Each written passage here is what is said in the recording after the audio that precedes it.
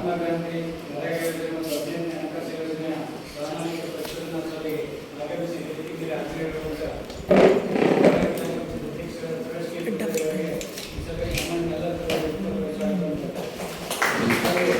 ಈ ಕಾರ್ಯಕ್ರಮಕ್ಕೆ ಮಾರ್ಗದರ್ಶಿ ಅಧಿಕಾರಿಯಾಗಿ ಆಗಮಿಸಿ ಹಾಜರಿರುವಂಥ ವಿಶ್ವವೈದ್ಯಾಧಿಕಾರಿಗಳಾದ ಶ್ರೀ ಮಲ್ಲಿಕಾರ್ಜುನ ರಾಷ್ಟ್ರೀಯ ಅವರು ಕೂಡ ಈ ಕಾರ್ಯಕ್ರಮಕ್ಕೆ ಈ ಕಾರ್ಯಕ್ರಮಕ್ಕೆ ತಾಲೂಕು ಸಂಯೋಜಕರಾಗಿರುವಂತಹ ಅಧಿಷ್ಠಾಪಕ ವೇದಿಕೆಗಳ ಸಮಿತಿಯಲ್ಲಿ ಅವರು ಕೂಡ ಈ ಕಾರ್ಯಕ್ರಮಕ್ಕೆ ಹಾಗೂ ಈ ಕಾರ್ಯಕ್ರಮದಲ್ಲಿ ಹಾಜರಿರುವಂತಹ ಗ್ರಾಮ ಪಂಚಾಯತ್ನ ಗೌರವಾನ್ವಿತ ಎಲ್ಲ ಗ್ರಾಮ ಪಂಚಾಯತ್ ಸದಸ್ಯರು, ನಾಗರಿಕರು ಹಾಗೂ ಸಾಮಾಜಿಕ ಪಕ್ಷದ ಸದಸ್ಯರು, ಎಲ್ಲರೂ ಕೂಡ ಸ್ವಾಗತವನ್ನು ಕೊಡುತ್ತಾ ಮಾರ್ಗದರ್ಶನದ ಈ ಕಾರ್ಯಕ್ರಮ ನಡೆಸಿಕೊಳ್ಳಬೇಕು.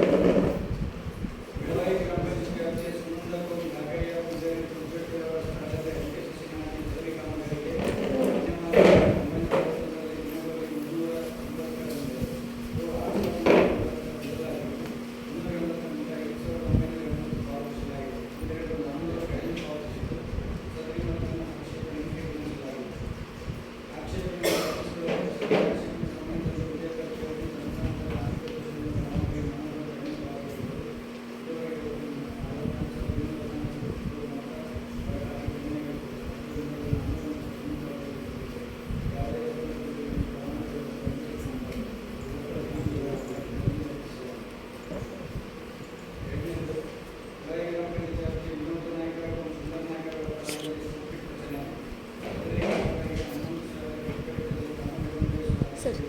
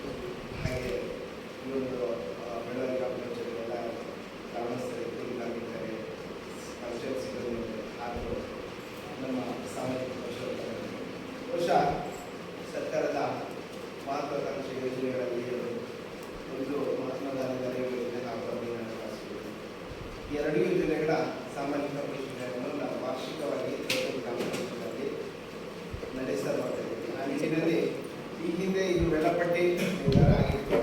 ಕಾರಣಾಂತರದಿಂದ ಪಂಚಾಯತ್ ನೌಕರರು ಮುಷ್ಕರ ಹೋಗಿದ್ದ ಸಮಯದಲ್ಲಿ ಈ ಒಂದು ನಮ್ಮ ಸಾಮಾಜಿಕ ಪರಿಶೀಲನೆ ಗ್ರಾಮ ಪಂಚಾಯತ್ನಲ್ಲಿ ಅದನ್ನು ಮುಂದೂಡಿದ ಕಾರಣ ಸಾಮಾಜಿಕ ಪರಿಶೀಲನಾ ಪ್ರಕ್ರಿಯೆಯನ್ನು ನಾವು ಈ ಒಂದು ಅಂದರೆ ಕಳೆದ 24ರಿಂದ 28 ಅಂದರೆ ಇವತ್ತು ಸಾಮಾಜಿಕ ಪರಿಶೀಲನಾ ಗ್ರಾಮಸಭೆ ಆಯೋಜನೆ ಮಾಡಿಕೊಂಡಿದ್ದೇವೆ.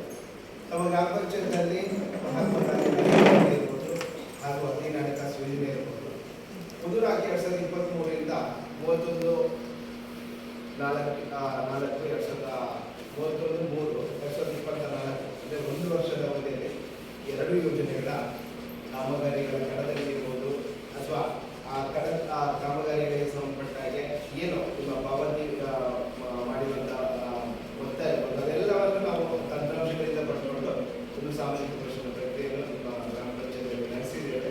ಸೊ ಅದು ಹಿಂದೆ ಹಂತ ಹಂತವಾಗಿ ನಿಮಗೆ ಮಂಡನೆ ಆಗಿತ್ತು. ಸೊ ಇದರೊಟ್ಟೊಟ್ಟಿಗೆ ಈ ಹಿಂದೆ ತಾಲೂಕು ಪಂಚಾಯತ್ ಮತ್ತು ಜಿಲ್ಲಾ ಪಂಚಾಯತ್ನಲ್ಲಿ ಅಧೀನ ಹಣಕಾಸು ಯೋಜನೆ ಏನು ಅವರಿಗೆ ಬಿಡುಗಡೆ ಆಗ್ತಾಯಿತ್ತು ಆ ಒಂದು ಕಾಮಗಾರಿಗಳ ಸಾಮಾಜಿಕ ಪರಿಶೀಲನೆಯನ್ನು ಕೈಗೊಳ್ತಾ ಇರಲಿಲ್ಲ. ಸೊ ಈ ಒಂದು ಆರ್ಥಿಕ ವರ್ಷದಲ್ಲಿ ಕಳೆದ ಅಂದರೆ 2020-21-22ರ ಅವಧಿಯಲ್ಲಿ ತಮ್ಮ ಗ್ರಾಮ ಪಂಚಾಯತ್ ವ್ಯಾಪ್ತಿಯಲ್ಲಿ ತಾಲೂಕು ಮಟ್ಟದಲ್ಲಿ ಏನು ಅಧೀನ ಹಣಕಾಸು ಅನುದಾನ ಬಿಡುಗಡೆ ಆಗುತ್ತೆ ಆ ಒಂದು ಅನುದಾನದಲ್ಲಿ ಕೈಗೊಂಡಿರುವ ಕಾಮಗಾರಿಗಳಿರ್ಬೋದು ಮತ್ತು ಜಿಲ್ಲಾ ಹಂತದಲ್ಲಿ ಅಧೀನ ಹಣಕಾಸು ಯೋಜನೆಯಲ್ಲಿ ಕೈಗೊಂಡಂತಹ ಕಾಮಗಾರಿಗಳ ಸಾಮಾಜಿಕ ಪರಿಶೀಲನೆ ಕೂಡ ನಾವು ಒಟ್ಟೊಟ್ಟಿಗೆ ಮಾಡಿದ್ದೇವೆ. ಸೊ ಅದರ ವರದಿಯನ್ನು ಕೂಡ ಒಂದು ಒಟ್ಟೊಟ್ಟಿಗೆ ನಿಮಗೆ ಮುಂದೆ ಮಂಡನೆ ಆಗಿದೆ. ಸೊ ಉದ್ಯೋಗ ಖಾತ್ರಿ ಯೋಜನೆ ಬಗ್ಗೆ ನಿಮಗೆ ಜಾಸ್ತಿ ಹೇಳಬೇಕು ಅಂತಿಲ್ಲ. ಸೊ ನಿಮಗೆಲ್ಲ ಗೊತ್ತಿರುವಂಥದ್ದು. ಅದರಲ್ಲಿ ಒಂದನ್ನು ನಾವು ಮತ್ತೆ ಹೇಳಬೇಕು ಅಂತ ಹೇಳಿದ್ರೆ ಅದು ಈ ಒಂದು ಯೋಜನೆ ಯಾವುದೇ ರೀತಿ ಯಂತ್ರ ಬಳಕೆ ಮಾಡಲಿಕ್ಕೆ ಅವಕಾಶ ಇಲ್ಲ.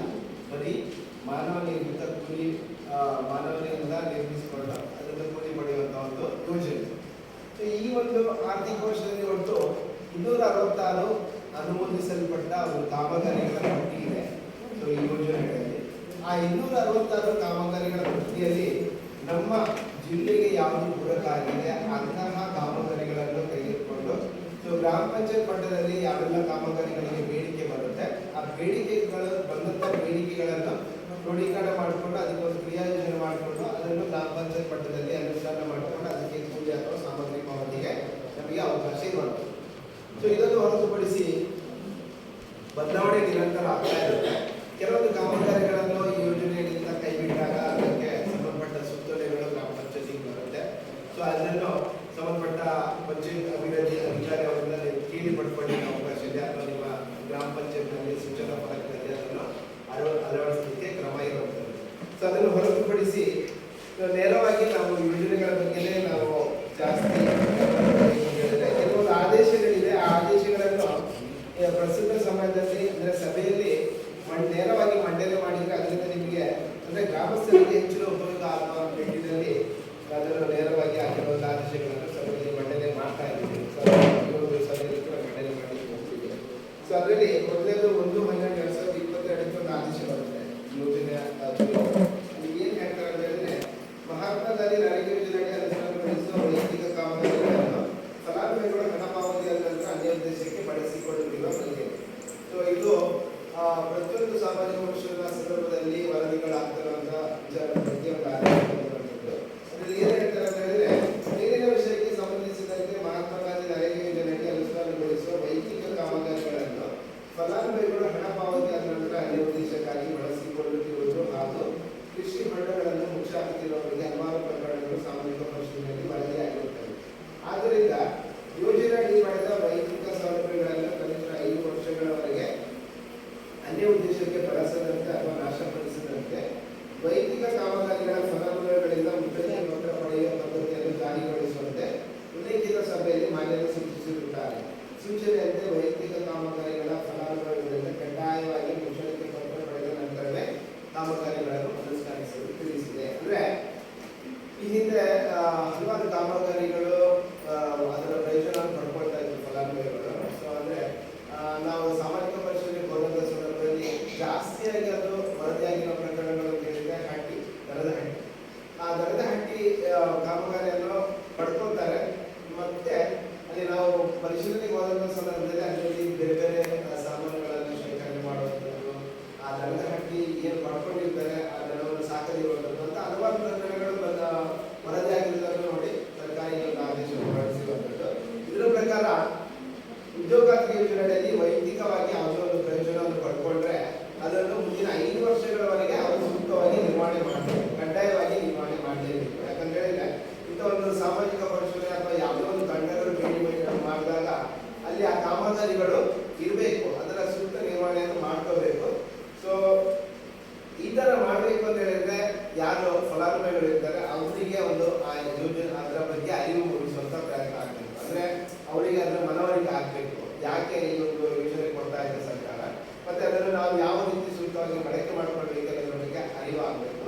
ಸೊ ಆ ಒಂದು ನಿಟ್ಟಿನಲ್ಲಿ ಮುಚ್ಚಳಿಕೆ ಪತ್ರ ಅಂದ್ರೆ ಯಾವಾಗ ನೀವು ಕಾಮಗಾರಿ ಪ್ರಾರಂಭ ಮಾಡಬೇಕು ಅಂತ ಅರ್ಜಿ ಕೊಡ್ತೀರಲ್ವಾ, ಆವಾಗ ಅದಕ್ಕೊಂದು ಮುಚ್ಚಳಿಕೆ ಪತ್ರ ಕೂಡ ಅದರೊಟ್ಟಿಗೆ ಕೊಡಬೇಕು. ಅಂದ್ರೆ ಈ ಕಾಮಗಾರಿಯನ್ನು ನಾನು ಮುಂದಿನ 5 ವರ್ಷಗಳವರೆಗೆ ಸೂಕ್ತವಾಗಿ ನಿರ್ವಹಣೆ ಮಾಡ್ತೇನೆ, ಒಂದು ವೇಳೆ ನಾನು ವಿಫಲರಾದರೆ ಅದಕ್ಕೆ ನಾನೇ ನೇರ ಜವಾಬ್ದಾರಿ ಅಂತ ಒಂದು ಮುಚ್ಚಳಿಕೆ ಪತ್ರವನ್ನು ಕೂಡ ಅದನ್ನು ಕೊಡಬೇಕಿರುತ್ತೆ. ಸೊ ಈ ಅವಧಿಯಲ್ಲಿ ನಾವು ಪಂಚಾಯತ್ನಲ್ಲಿ ನೋಡಿದಾಗ ಎಲ್ಲ ಕಡೆಗಳಲ್ಲಿ ಆ ಒಂದು ಮುಚ್ಚಳಿಕೆ ಪತ್ರ ಕಂಡು ಬಂದಿರುತ್ತೆ.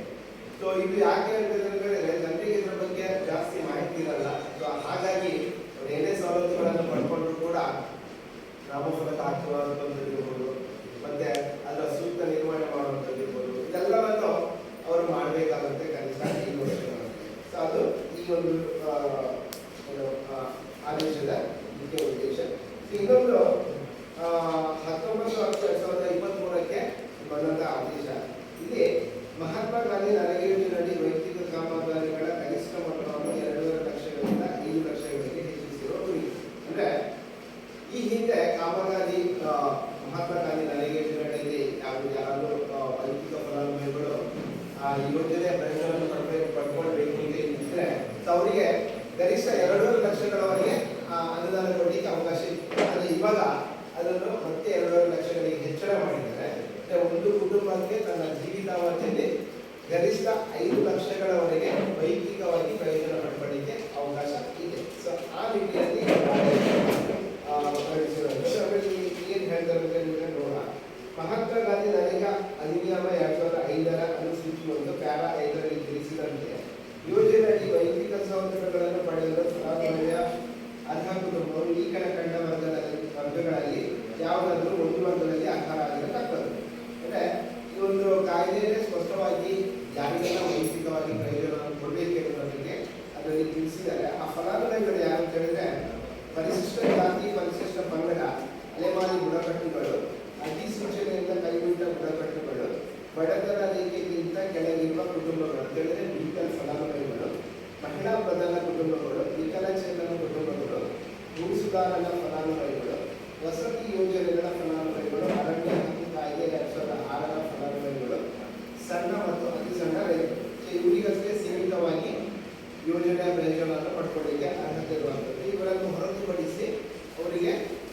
ಈ ಕ್ಯಾಟಗರಿಯಲ್ಲಿ ಬರದೇ ಇರುವಂಥವರಿಗೆ ಅವರಿಗೆ ವೈಯಕ್ತಿಕವಾಗಿ ಯಾವ ರೀತಿಯ ಸೌಲಭ್ಯಗಳನ್ನು ಪಡ್ಕೊಳ್ಳಿಕ್ಕೆ ಇದರಲ್ಲಿ ಅವಕಾಶ ಇಲ್ಲ. ಆದರೆ ಅವರು ಉದ್ಯೋಗ ನೀತಿ ನೋಂದಣಿ ಮಾಡಿಕೊಂಡು ಸಮುದಾಯ ಆಧಾರಿತ ಕಾಮಗಾರಿಗಳಲ್ಲಿ ಬೇಡಿಕೆ ಕೊಟ್ಟು ಅವರು ಕೆಲಸ ಮಾಡ್ಕೊಳ್ಳಿಕ್ಕೆ ಅವಕಾಶ ಇದೆ. ವೈಯಕ್ತಿಕವಾಗಿ ಪ್ರಯೋಜನವನ್ನು ಪಡ್ಕೊಳ್ಳಿಕ್ಕೆ ಅವಕಾಶ ಇದೆ. ಹೀಗೆ ಯೋಜನೆ ಅಡಿ ನೋಂದಾಯಿತವಾದ ಒಂದು 11 ತನ್ನ ಜೀವಿತಾವಧಿಯಲ್ಲಿ 5 ಲಕ್ಷಗಳವರೆಗೆ ಯೋಜನೆ ಅಡಿ ನೀಡಲಾಗುವ ವೈಯಕ್ತಿಕ ಕಾಮಗಾರಿಗಳನ್ನು ಪಡೆದುಕೊಳ್ಳಬಹುದಾಗಿದೆ. ಅಂದ್ರೆ ಒಬ್ರು 1 ಲಕ್ಷದ ಬಾವಿ ಮಾಡಿರ್ತಾನೆ, 1 ಲಕ್ಷಕ್ಕೆ ತೋಟ ಮಾಡಿರ್ತಾನೆ. ಸೊ ಆ 2.5 ಲಕ್ಷ ಹಿಂದೆ ಕೊಡ್ತಾ ಇದ್ರು. ಸೊ ಇನ್ನೂ ಅಡಿಷನಲ್ ಆಗಿ ಅವರು ಇನ್ನೂ 2.5 ಲಕ್ಷದ ಒಂದು ಪ್ರಯೋಜನ ವೈಯಕ್ತಿಕವಾಗಿ ಪ್ರಯೋಜನವನ್ನು ಪಡ್ಕೊಳ್ಳಿಕ್ಕೆ ಒಂದು ಯೋಜನೆಯಲ್ಲಿ ಅವಕಾಶ ಕಲ್ಪಿಸಿಕೊಟ್ಟಿರೋದು. ಅದು ಒಂದು ಕುಟುಂಬಕ್ಕೆ ತನ್ನ ಜೀವಿತಾವಧಿಯಲ್ಲಿ ಮಾತ್ರ. ಸೊ ಅವರು ಒಂದು ಸಾರಿ 5 ಲಕ್ಷಗಳವರೆಗೆ ಪ್ರಯೋಜನ ಪಡ್ಕೊಂಡ್ರೆ ಅಲ್ಲಿಗೆ ಸ್ಟಾಪ್ ಆಗುತ್ತೆ. ಸೊ ಮತ್ತೆ ಅವರಿಗೆ ವೈಯಕ್ತಿಕವಾಗಿ ಪ್ರಯೋಜನ ಕೊಡಲಿಕ್ಕೆ ಬರಲ್ಲ. ಸೊ ಇದನ್ನು ಗ್ರಾಮ ಪಂಚಾಯತಿ ಗಮನಿಸಬೇಕಾಗುತ್ತೆ. ಮತ್ತೆ ಅವರು ವೈಯಕ್ತಿಕವಾಗಿ ಪ್ರಯೋಜನ ಪಡ್ಕೊಳ್ತಾ ಇಲ್ಲ ಅಂತ ಹೇಳಿದ್ರೆ ಅವರಿಗೆ ಬೇರೆ ಅವರು ಕೆಲಸ ಮಾಡಬಾರ್ದು ಅಂತ ಏನಿಲ್ಲ. ಅವರು ಕೆಲಸ ಮಾಡಿ ಅವರು ಏನು 100 ದಿನದ ಕೆಲಸವನ್ನು ಮಾಡ್ಕೊಳ್ಳಿಕ್ಕೆ ಅವರಿಗೆ ಅವಕಾಶ ಇದೆ. ಅದೇ ವೈಯಕ್ತಿಕವಾಗಿ 5 ಲಕ್ಷಗಳವರೆಗೆ ಅವರು ಪ್ರಯೋಜನ ಪಡ್ಕೊಂಡಾಗ ಅವರಿಗೆ ಅಲ್ಲಿ ವೈಯಕ್ತಿಕ ಪ್ರಯೋಜನ ಸ್ಟಾಪ್ ಆಗುತ್ತೆ. ಸೊ ಈ ಹಿನ್ನೆಲೆಯಲ್ಲಿ ಕೆಲವೊಂದು ಕಾಮಗಾರಿಗಳು ಈಗ ನಮ್ಮ ಜಿಲ್ಲೆಗೆ ಪೂರಕವಾಗಿರುವಂತಹ ಕೆಲವು ಕಾಮಗಾರಿಗಳ ಪಟ್ಟಿದೆ. ಸೊ ಅದಕ್ಕೆ ಇವಾಗ ಪರಿಷ್ಕರಣೆ ಆದಂತಹ ಅಂದಾಜು ಮೊತ್ತ ಎಷ್ಟು ಕೊಡಲಿಕ್ಕೆ ಅವಕಾಶ ಇದೆ. ಸೊ ಅದನ್ನು ಸಭೆಯಲ್ಲಿ ಓದಿದ್ದೇನೆ. ಈಗ ದನದ ಕೊಟ್ಟಿಗೆ 4 ದನಗಳಿಗೆ ಇದೆ. ಸೊ 4 ದನಗಳಿದ್ದು ಅವರಿಗೆ ಇವಾಗ ಪರಿಷ್ಕೃತ ಅಂದಾಜು ಮೊತ್ತದಲ್ಲಿ 50,000 ರೂಪಾಯಿಗಳ ಕೊಡಲಿಕ್ಕೆ ಅವಕಾಶ ಇದೆ. ಅಂದ್ರೆ 4 ದನಗಳಿರಬೇಕು. ಈಗ 43,000 ಏನು ಕನಿಷ್ಠ ಜಾತಿ ಪಂಗಡಗಳಿಗಿತ್ತು. ಇದರಲ್ಲಿ 49,000 ಕೊಡುವಂತಹ ಒಂದು ವ್ಯವಸ್ಥೆ ಇತ್ತು. ಇವಾಗ 57,000 ಎಲ್ಲರಿಗೂ ಸಿಗುವಂತಹ ಇದರಲ್ಲಿ ಯಾವುದೇ ರೀತಿ ಬೈಫರ್ಕೇಶನ್ ಇಲ್ಲ. ಎಲ್ಲರಿಗೂ ಅಂದ್ರೆ 4 ಕನಿಷ್ಠ ಅಲ್ಲಿ 4 ದನಗಳು ಇರಬೇಕು. ಮತ್ತೆ 57,000 ಏನು ಅನುದಾನ ಇದೆ ಅದಕ್ಕೆ ಆ ಅಂದಾಜು ಪಟ್ಟಿಯಲ್ಲಿ ಏನು ಅಗಲ ಉದ್ದ ಯಾವುದು ಮಾಡಬೇಕು ಅದೇ ರೀತಿಯಲ್ಲಿ ನೀವು ಮಾಡಿದ್ರೆ ಖಂಡಿತ ನೀವು 57,000 ಅನುದಾನ ನಿಮಗೆ ಸಿಕ್ಕಿದೆ. ಒಂದು ವೇಳೆ ನೀವು ಮಾಡಿದಂತಹ ಅಳತೆಯಲ್ಲಿ ಕಡಿಮೆ ಇರುತ್ತೆ ಅಂತ ಹೇಳಿದ್ರೆ ನೀವು ಯಾವ ಎಷ್ಟರ ಮಟ್ಟಿಗೆ ನಿರ್ವಹಣೆ ಮಾಡಿರ್ತೀರಾ ನಿರ್ವಹಿಸಿರ್ತೀರ ಅಳತೆಯನ್ನು ಅಷ್ಟರವರೆಗೆ ನಿಮಗೆ ಅನುದಾನ ನಮ್ಮ ಸಂಬಂಧಪಟ್ಟ ಕಾನೂನಿಗೆ ಹಿಂದೆ ಅವರು ನಮೂದು ಮಾಡ್ತಾರೆ. ಅಷ್ಟು ಅನುದಾನ ಸಿಗುತ್ತೆ. ಸೊ ಅದು ಗಟ್ಟಿ. ಇನ್ನು ಕುರಿ ಮತ್ತು ಬೇಗೆ ಕೊಟ್ಟಿಗೆಗೆ 70,000 ಕೊಡಲಿಕ್ಕೆ ಅವಕಾಶ ಇದೆ. ಬಚ್ಚಲು ಕೊಟ್ಟಿಗೆ 11,000, ಕೋಟಿ ಶೆಟ್ಟಿಗೆ 60,000, ಕೊಳವೆ ಬಾವಿ ಮನುಷ್ಯದ ಘಟಕ 45,000, ಎಲ್ಲ ಎರೆಗೊಳ್ಳ 1,000, ತೆರೆದ ಬಾವಿ 1.5 ಲಕ್ಷ. ಸೊ ಇವು ಅಂದಾಜು ಮೊತ್ತ ಕೊಡಲಿಕ್ಕೆ ಇರುವಂಥದ್ದು ಎಸ್ಟಿಮೇಟ್ ಕಾಸ್ಟ್. ಸೊ ನಿಮ್ದು ಏನೇ ಕಾಮಗಾರಿ ಮಾಡುವಂಥದ್ದು ಕೂಡ ಆ ಎಸ್ಟಿಮೇಟ್ ಒಳಗಡೆ ಬರುತ್ತೆ. ಸೊ ಅದಕ್ಕೆ ಸಂಬಂಧಪಟ್ಟ ಏನು ಇದನ್ನು ನಮೂದು ಮಾಡಿದರೆ ಅಷ್ಟು ಮೊತ್ತ ನಿಮಗೆ ಸಿಗುವಂಥದ್ದು. ಸೊ ಅದಕ್ಕೆ ನೀವು ಬಾವಿ ಇವಾಗ ಉದ್ಯೋಗ ಯೋಜನೆಯಲ್ಲಿ ಸಮನ್ವಯ ಆಗಿದ್ರೆ ನೀವು ಬಾವಿಗೆ ಹತ್ತಿ ಕೊಟ್ಟು ದೊಡ್ಡ ಬಾವಿಯನ್ನೇ ಮಾಡಿರ್ತೀರ. ಮಾಡಬಾರ್ದು ಅಂತ ಇನ್ನೂ ಹೇಳಲ್ಲ. ಆದರೆ ಆ 1 ಲಕ್ಷಗಳ ಒಳಗೆ ನಿಮಗೆ ಏನು ಅನುದಾನ ಸಿಗುತ್ತೆ ಅಷ್ಟರ ಮಟ್ಟಿಗೆ ಮಾತ್ರ ನಿಮಗೆ ಸಿಗುವಂಥದ್ದು. ಅದಕ್ಕಿಂತ ಜಾಸ್ತಿ ಹೋದರೆ ಅದು ನಿಮಗೆ ಸಿಗಲ್ಲ. ಸೊ ಹಾಗಾಗಿ ಸೊ ಯಾರೇ ಆಗಲಿ ಆ ಸಿಗುವಂಥ ಅನುದಾನವನ್ನು ಕಂಪೇರ್ ಮಾಡಲಿಕ್ಕೆ ಹೋಗ್ಬಾರ್ದು. ಯಾಕಂದ್ರೆ ನೀವು ಅಂತಿಮವಾಗಿ ನಿಮಗೆ ಸಿಗುವಂಥ ಅನುದಾನ ಏನಿರುತ್ತೆ ಅದು ನೀವು ಮಾಡಿದ ಕೆಲಸಕ್ಕೆ ತಕ್ಕದಾಗಿ ಇರುವಂಥದ್ದು. ಆ ಅಳತೆಯನ್ನು ದಾಖಲೆ ಮಾಡಿಕೊಂಡು ಅವರು ಅಳತೆಯನ್ನು ಅಳತೆ ಪುಸ್ತಕದಲ್ಲಿ ದಾಖಲು ಮಾಡ್ತಾರೆ. ಅಷ್ಟೇ ಮೊತ್ತವನ್ನು ನಿಮಗೆ ಸಿಗುವಂಥದ್ದು. ಇದು ತುಂಬ ಕಾಮಗಾರಿಗಳಿವೆ. ಆದರೆ ನಮ್ಮ ಜಿಲ್ಲೆಗೆ ಇದು ಪೂರಕವಾಗಿರುವಂತಹ ಕಾಮಗಾರಿಗಳಲ್ಲ. ಸೊ ಹಾಗಾಗಿ ಇಲ್ಲಿ ಬರುವಂಥ 7 ಕಾಮಗಾರಿಗಳ ಮಾಹಿತಿಯನ್ನು ನಿಮಗೆ ಕೊಟ್ಟಿದ್ದೇನೆ. ಸೊ ಅದರ ಬಗ್ಗೆ ಇನ್ನಷ್ಟು ಮಾಹಿತಿ ಬೇಕು ಅಂತ ಹೇಳಿದ್ರೆ ಖಂಡಿತ ತಿಳ್ಕೋಬಹುದು.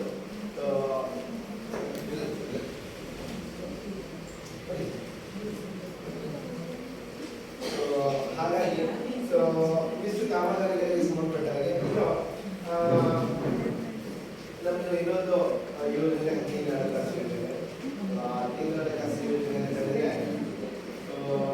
ಗ್ರಾಮ ಪಂಚಾಯತ್, ತಾಲೂಕು ಪಂಚಾಯತ್ ಮತ್ತು ಜಿಲ್ಲಾ ಪಂಚಾಯತ್ ಈ 3 ಹಂತದಲ್ಲಿ ಕೂಡ ಅನುದಾನಗಳು ಬಿಡುಗಡೆ ಆಗಿದೆ. ಈಗ ಗ್ರಾಮ ಪಂಚಾಯತಿಗೆ 85% ಅನುದಾನ ಬಿಡುಗಡೆ ಆಗಿದೆ. ಅದರಲ್ಲಿ ತಾಲೂಕು ಪಂಚಾಯತ್ಗೆ 10%, ಜಿಲ್ಲಾ ಪಂಚಾಯತಿಗೆ 5%, ಒಟ್ಟಾರೆ 100% ಅನುದಾನ ಈ ರೀತಿ ಬಿಡುಗಡೆ ಆಗುತ್ತೆ. ಈ ಗ್ರಾಮ ಪಂಚಾಯತ್ನಲ್ಲಿ 85% ನಿಮಗೆ ಅನುದಾನಗಳು ಏನು ಲಭ್ಯವಿದೆ ಅದು ಯಾವ ರೀತಿ ಇದೆಯೇ ಅದು ನಿಗದಿ ಆಗುತ್ತೆ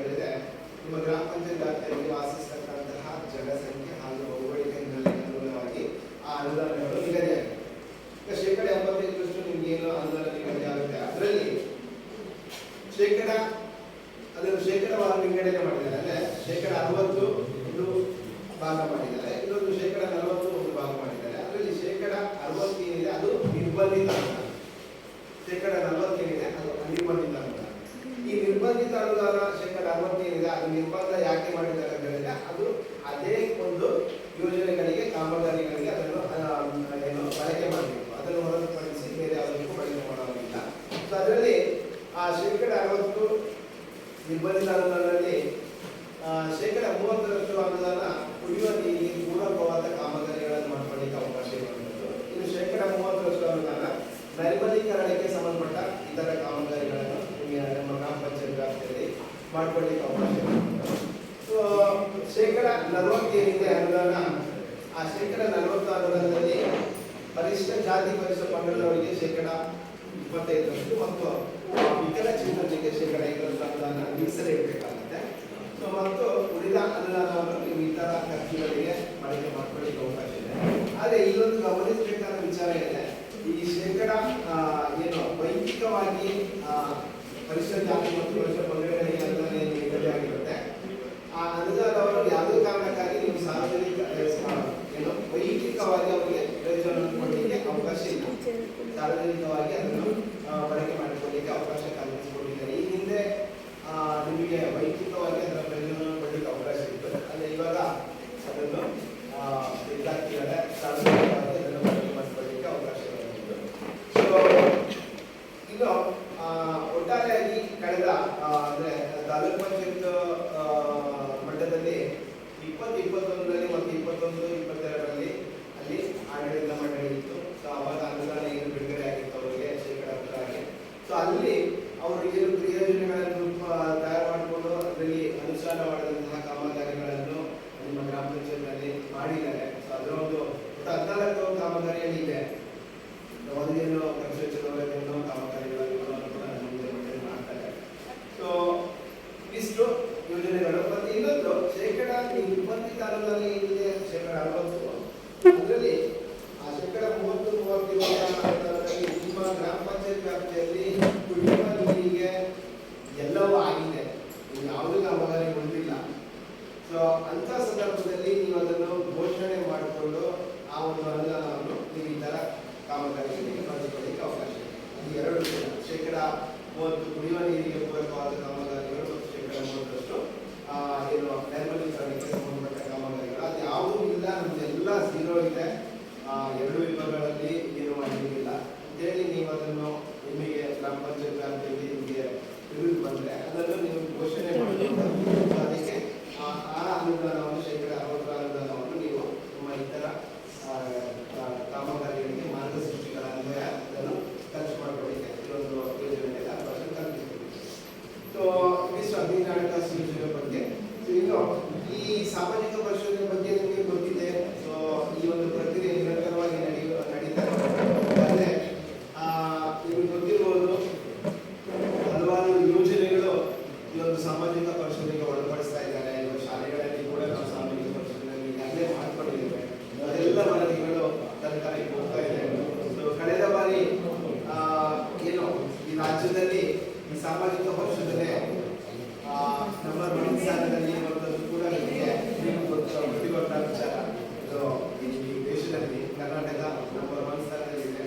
ಸೊ ಎಲ್ಲ ಯೋಜನೆಗಳು ಕೇಂದ್ರ ಸರ್ಕಾರದ ಯಾವುದೇ ಒಂದು ಯೋಜನೆಗಳು ಕೂಡ ಜಾರಿಯಾದರೂ ಕೂಡ ಅದು ತದನಂತರದಲ್ಲಿ ಸಾಮಾಜಿಕ ಪರಿಶೋಧನೆಗೆ ಒಳಪಡಬೇಕಾಗಿರುವಂಥದ್ದು ಕೂಡ ಕಡ್ಡಾಯವಾಗಿ ನಿಯಮನೆ ಬರ್ತದೆ. ಸೊ ಮುಂದಿನ ದಿನಗಳಲ್ಲಿ ಹಲವಾರು ಯೋಜನೆಗಳು ಕೂಡ ಸಾಮಾಜಿಕ ಪರಿಶೋಧನೆಗೆ ಒಳಪಟ್ಟಿದೆ. ಸೊ ಈ ಒಂದು ನಿಟ್ಟಿನಲ್ಲಿ ಪಾರದರ್ಶಕತೆ, ಉತ್ತರದಾಯಿತ್ವ ಮತ್ತು ಜನರ ಸಹಭಾಗಿತ್ವ ಈ 3 ವಿಚಾರಗಳಿಗೆ ಇಲ್ಲಿ ನಾವು ಬಹಳಷ್ಟು ಕೊಡ್ತೇವೆ. ಅಂದ್ರೆ ಪಾರದರ್ಶಕತೆ ಅಂತ ಹೇಳಿದ್ರೆ ನಿಮ್ಗೆ ಗೊತ್ತಿದೆ, ಏನು ವರದಿ ಇದೆ ಅದನ್ನು ನೇರವಾಗಿ ಸಭೆಯಲ್ಲಿ ಮಂಡನೆ ಮಾಡುವಂತಹ ಪ್ರಕ್ರಿಯೆ. ಸೊ ಕನಿಷ್ಠ ಒಂದು ಮಾಡ್ತಾ ಇರುವಂಥದ್ದು. ಉತ್ತರದಾಯಿತ್ವದ ಬಗ್ಗೆ ಹೇಳಬೇಕು ಅಂತ ಹೇಳಿದ್ರೆ ಈ ಯೋಜನೆಗಳ ಬಗ್ಗೆ ಯಾವುದೇ ಒಂದು ದುರ್ಬಲತೆಗಳು ಸಮಸ್ಯೆಗಳು ಬಂದಾಗ ಅದಕ್ಕೆ ಪಂಚಾಯತ್ ಆಡಳಿತ ಅಧಿಕಾರಿ ಅವರು ಆ ಉತ್ತರದಾಯಿತ್ವವನ್ನು ಹೊಂದಿರ್ತಾರೆ. ಸೊ ಅವರು ಆ ದುರ್ಬಲತೆಗಳನ್ನು ಪರಿಹಾರ ಕಂಡುಕೊಳ್ಳಲಿಕ್ಕೆ ಉತ್ತರದಾಯಿತ್ವವನ್ನು ಇರುತ್ತೆ. ಸೊ ಇದು ಭಾಗಿದಾರಿಕೆ ಅಥವಾ ನನ್ನ ಜವಾಬ್ದಾರಿಯನ್ನು ನಿರ್ವಹಿಸುವಂಥದ್ದು. ಅದು ಬಹುಶಃ ನಾಶಿಗೆ ಮತ್ತೆ ಬರುವಂಥದ್ದು ಗ್ರಾಮಸ್ಥರಿಗೆ. ಈ ಗ್ರಾಮಸ್ಥರು ಯಾವುದೇ ಒಂದು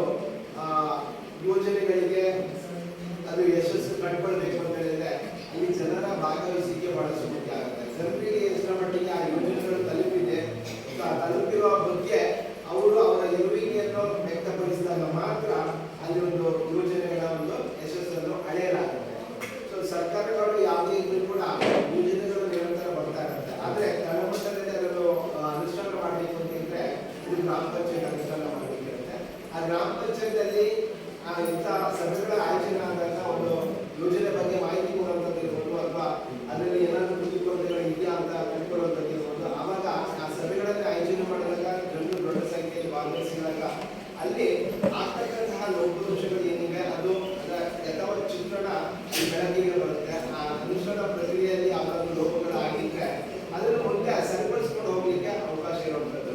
ಸೊ ಆ ನಿಟ್ಟಿನಲ್ಲಿ ಜನರ ಭಾಗವಹಿಸಿಕೆ ಬಹಳಷ್ಟು ಮುಖ್ಯ ಆಗುತ್ತೆ.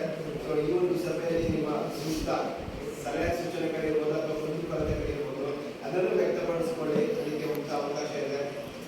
ಅದಕ್ಕೆ ಎಲ್ಲ ಹಂತದಲ್ಲಿ ವರದಿಗಳು ಬಂದರೆ ಆಗುತ್ತೆ. ವರದಿಗಳ ಬಗ್ಗೆ ಇರ್ಬೋದು ಅಥವಾ ಕಾಮಗಾರಿಗಳ ಬಗ್ಗೆ ಇರ್ಬೋದು, ಯೋಜನೆಗಳ ಬಗ್ಗೆ ಇರ್ಬೋದು, ನಿಮಗೆ ಯಾವುದೇ ಮಾಹಿತಿಗಳು ಬೇಕಿದ್ದರೂ ಕೂಡ ಹಂಚಿಕೊಳ್ಳೋದಕ್ಕೆ ನಾವು ಮಾಹಿತಿಯನ್ನು ಕೊಡಲಿಕ್ಕೆ ದೊಡ್ಡ ರೀತಿ ಅಂತ ಹೇಳುತ್ತಾ ಒಂದು ಸಂದರ್ಭದಲ್ಲಿ ಯೋಜನೆಗಳ ಬಗ್ಗೆ ಹಾಗೂ ಸಾಮಾಜಿಕ ಪ್ರಕ್ರಿಯೆ ಬಗ್ಗೆ ಪ್ರಾಸ್ತಾವಿಕವಾಗಿ ಮಾತನಾಡಿ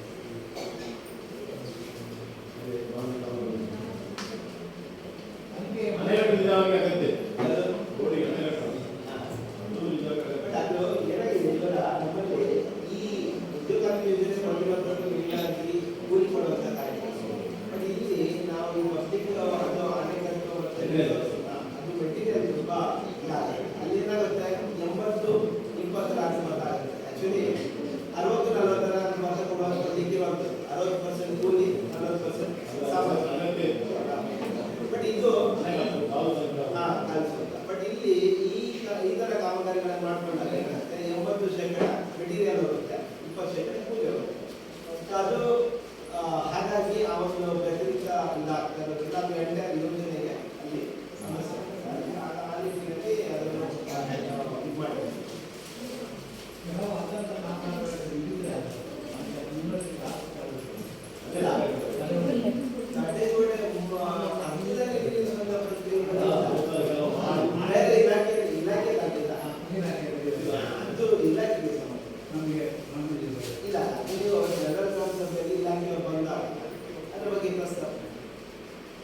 ಉದ್ಯೋಗಾದಿಯಲ್ಲಿ ಒಂದು ಕಾಮಗಾರಿ ಸ್ಟಾರ್ಟ್ ಮಾಡಿದ್ರು ಅಂತ ಹೇಳಿದ್ರೆ ಅದು ಮುಕ್ತಾಯ ಆಗುವವರೆಗೆ ಅದು ಸಾರ್ವಜನಿಕ ಕೆರೆ ಆರ್ಟಿಸಿ ಐತಿಕವಾಗಿ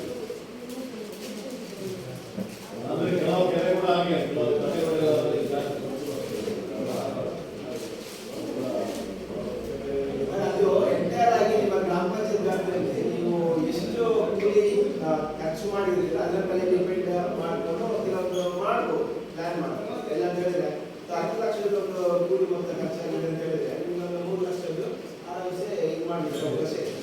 ಗೌರ್ಮೆಂಟ್ ಆ ಥರ ಒಂದು ಪ್ಲಾನ್ ಮಾಡಿ ಮಾಡಿ.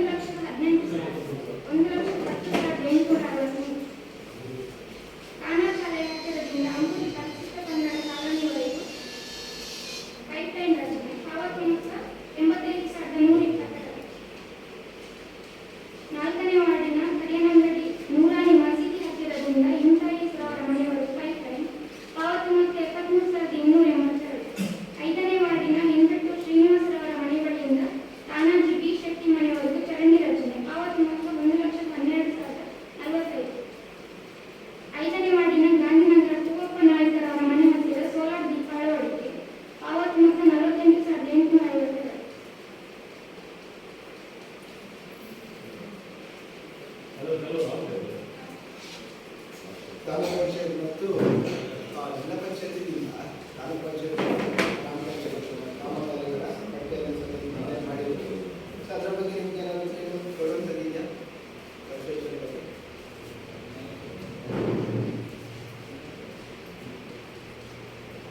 ಓಕೆ. ಇವಾಗ ನೀರಿನ ಹಣಕಾಸು ಯೋಜನೆ ಗ್ರಾಮ ಪಂಚಾಯತ್ ಅನುಷ್ಠಾನ ಮಾಡುವಂಥ ಕಾಮಗಾರಿಗಳು ಬೆಳವಾರಿ ಗ್ರಾಮ ಪಂಚಾಯತ್ ವ್ಯಾಪ್ತಿಯ ಚೀರಾದೂರು ಪೂರ್ವರವರ ಶೌಚಾಲಯ ರಚನೆ ಹೀಗೆ 14,741 ರೂಪಾಯಿ ಪಾವತಿ ಮಾಡಿದ್ದಾರೆ. ಸೊ ಈ ಒಂದು ಕಾಮಗಾರಿಗೆ 16 ಹಣಕಾಸು ಯೋಜನೆಗಳಲ್ಲಿ ಅವಕಾಶ ಇಲ್ಲ. ಸೊ ಈಗ ಕಾಮಗಾರಿ ಆಗಿರೋದ್ರಿಂದ ಸೊ ಕಾಮಗಾರಿ ಏನಾಗಿದೆ ಸೊ ಅದಕ್ಕೆ ವಿನಿಯೋಗ ಮಾಡಬೇಕು ಅನ್ನೋದನ್ನು ನಿಯಮಾನುಸಾರ ಹಣಕಾಸಿನ ವರದಿ ಮಾಡ್ತಾ ಇದ್ದೇವೆ. ಎರಡನೇದು ಬೆಳವಾಯಿ ಗ್ರಾಮ ಪಂಚಾಯತ್ ವ್ಯಾಪ್ತಿಯ ಹೆಬ್ಬೆಟ್ಟು ಸೂರಜ್ ಮನೆ ಬಳಿಯಿಂದ ರಸ್ತೆ ಹೋಗ್ಬೇಡಿ ಅಂತ 4,67,610 ರೂಪಾಯಿ ಪಾವತಿ ಮಾಡಿದ್ದಾರೆ. ಈ ಒಂದು ಕಾಮಗಾರಿಯ ಕಡತದಲ್ಲಿ ನಾಮಫಲಕಕ್ಕೆ ಹಣ ತೆಗೆಸುವುದಕ್ಕೆ 1,500 ರೂಪಾಯಿ ಪಾವತಿ ಆಗಿದೆ. ಆದರೆ ಕಾಮಗಾರಿ ಸ್ಥಳದಲ್ಲಿ ನಾಮಫಲಕ ಇರುವುದಿಲ್ಲ. ಆ ಒಂದು ಕಾರಣಕ್ಕಾಗಿ ಅದನ್ನು ನಾವು ಹಣಕಾಸಿನ ದುರುಪಯೋಗವಾಗಿ ವರದಿ ಮಾಡ್ತಾ ಇದ್ದೇವೆ. ಬೆಳವಾಯಿ ಗ್ರಾಮ ಪಂಚಾಯತ್ ವ್ಯಾಪ್ತಿಯ ಕಲ್ಯಾಣಗಡಿ ಶಾಲಾ ಬಳಿ ರಸ್ತೆ ಕಾಂಕ್ರೀಟೀಕರಣ ಪಾವತಿ ಮೊತ್ತ 4,67,587. ಸೊ ಈ ಕಾಮಗಾರಿ ಕಡತದಲ್ಲಿ ನಾಮಫಲಕಕ್ಕೆ ಹಣ ತೆಗೆಸುವುದರಲ್ಲಿ 1,500 ರೂಪಾಯಿ ಪಾವತಿ ಆಗಿದೆ. ಶಾಲೆಯಲ್ಲಿ ನಾಮಫಲಕ ಇರುವುದಿಲ್ಲ. ಸೊ ಆ ಒಂದು ಕಾರಣಕ್ಕಾಗಿ ಅದನ್ನು ನಾವು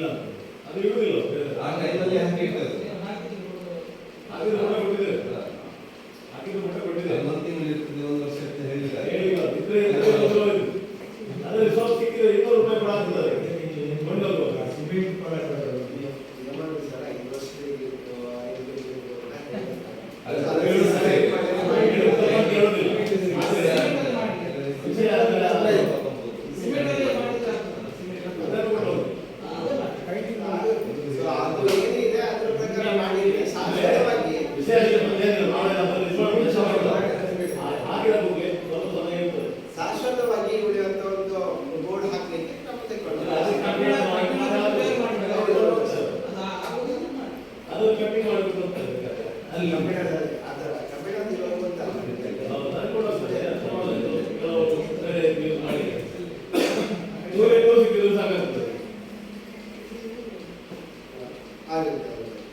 ಅದರ ಬಗ್ಗೆ ಹೆಚ್ಚು ಗ್ರಾಮ ಪಂಚಾಯತ್ ಬೋರ್ಡ್ ಹಾಕಿ ದೊಡ್ಡ ವಿಷಯ ಅಲ್ಲ. ಅದು ಇರ್ಬೇಕು ಯಾವುದೋ ಯೋಜನೆ ಅದು ಪಕ್ಕಾಗಿ ಗೊತ್ತಾಗಬೇಕು ಅಂತ ಹೇಳಿದ್ರೆ ನಾವು ಗೊತ್ತಾಗುತ್ತೆ.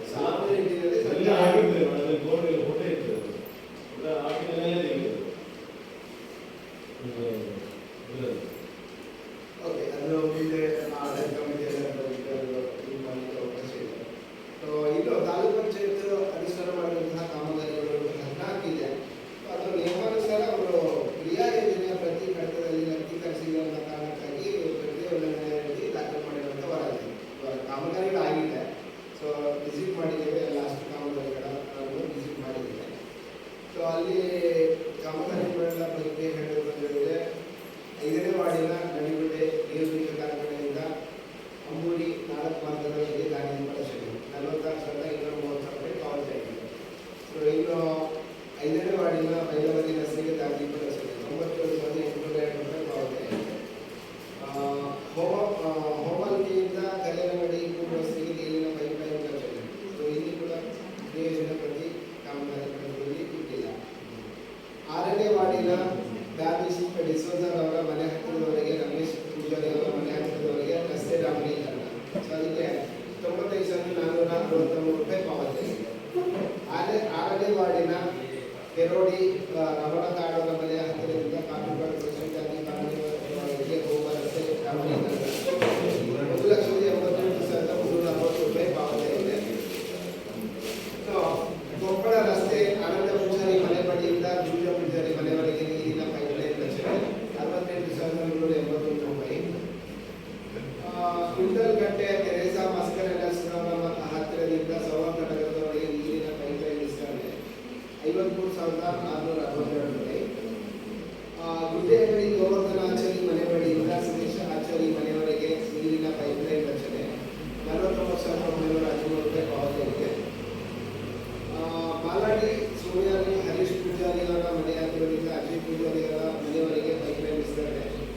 37,58 ಪಾವತಿಯಾಗಿರುವಂಥ ಮೊತ್ತ. 5ನೇ ವಾರ್ಡಿನ ಮಂಜುನಾಥ ಪೈ ಅವರ ಮನೆ ಬಳಿಯಿಂದ ನಡಿಗುಂಡಿ ಹೋಗುವ ರಸ್ತೆಗೆ ಕಾಂಕ್ರೀಟೀಕರಣ 3,10,843 ರೂಪಾಯಿ ಪಾವತಿಯಾಗಿರುವಂಥ ಮೊತ್ತ. ಕಾರಣ ಶಾಲೆ ಆಯ್ಕೆಯಿಂದ ಅಮೂಲ್ಯ ವರ್ಷ ಪ್ರೌಢ ಕಾಲೋನಿವರೆಗೆ ಪೈಪ್ಲೈನ್ ರಚನೆ 35,122. ಬೆಳವಾರಿ 4ನೇ ವಾರ್ಡಿನ ಕಲ್ಲಿನಗಡಿ ನೂರಾನಿ ಮಸೀದಿ ಹತ್ತಿರದಿಂದ ಇಮ್ತಿಯಾಜ್ನವರ ಮನೆಯವರೆಗೆ ಪೈಪ್ಲೈನ್ ವಿಸ್ತರಣೆ 73,782. ಬೆಳವಾರಿ 5ನೇ ವಾರ್ಡಿನ ಹೆಲ್ಮೆಟ್ ಶ್ರೀನಿವಾಸಗೌಡ ಮನೆ ಬಳಿಯಿಂದ ತಾನಾಜಿ ಶೆಟ್ಟಿ ಮನೆಯವರೆಗೆ ಚರಂಡಿ ರಚನೆ 1,12,040 ಬೆಳವಾರಿ 5ನೇ ವಾರ್ಡಿನ ಗಾಂಧಿನಗರ ಪೂವಪ್ಪ ನಾಯಕರವರ ಮನೆ ಹತ್ತಿರ ಸೋಲಾರ್ ದೀಪ ಅಳವಡಿಕೆ 48,852 ರೂಪಾಯಿ ಪಾವತಿಯಾಗಿರುವಂಥ ಮೊತ್ತ. ಎಲ್ಲ ಕಾಮಗಾರಿಗಳನ್ನು ನಾವು ಪರಿಶೀಲನೆ ಮಾಡಿದ್ದೇವೆ. ಕ್ರಿಯೆ ಪ್ರತಿ ಹಂತದಲ್ಲಿ ನವೀಕರಿಸಿದ ನಿಟ್ಟಿನಲ್ಲಿ ಅದನ್ನು ಪ್ರಕ್ರಿಯೆ ಒಳ್ಳೆಯದಾಗಿ ದಾಖಲೆ ಮಾಡಿಕೊಂಡಿರುತ್ತದೆ. ಇಂಗ್ಲಿಷ್ ವಾರಲ್ಲಿ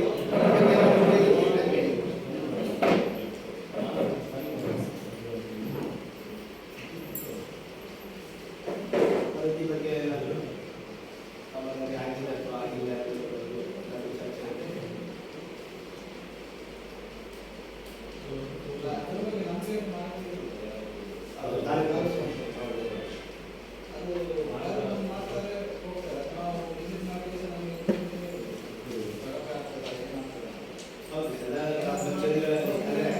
ಈ ವರ್ಷದಿಂದ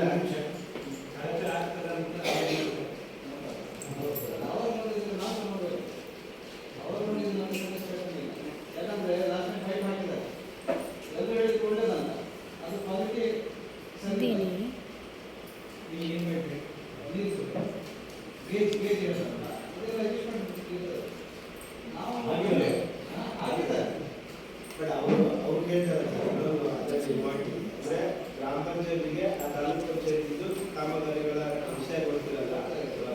ಎಲ್ಲ ಗ್ರಾಮ ಪಂಚಾಯತಿಗಳಲ್ಲಿ ನಮಗೆ ಬರ್ತಾ ಇರೋ ತಾಲೂಕು ಪಂಚಾಯತಿ ಕಾಮಗಾರಿಗಳನ್ನ ಗ್ರಾಮ ಪಂಚಾಯತಿಯಿಂದಲೇ ತಗೊಳ್ಬೇಕು ಅದು ಆ ಫೀಡ್ಬ್ಯಾಕ್ ಬಂದಿದೆ. ಅದನ್ನು ಕೂಡ ನಾವು ದಾಖಲು ಮಾಡ್ತಾ ಇದ್ದೀವಿ. ಅಂದ್ರೆ ಎಲ್ಲವೂ ಗ್ರಾಮ ಪಂಚಾಯತಿಗೆ ಗೊತ್ತಿರಬೇಕು ಎಲ್ಲಿ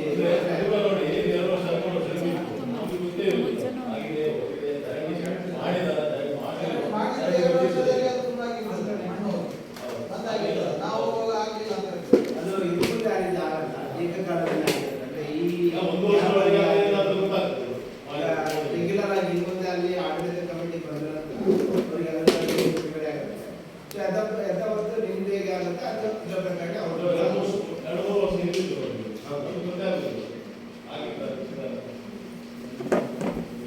ಅದನ್ನು ದಾಖಲು ಮಾಡ್ಕೊಳ್ತಾರೆ.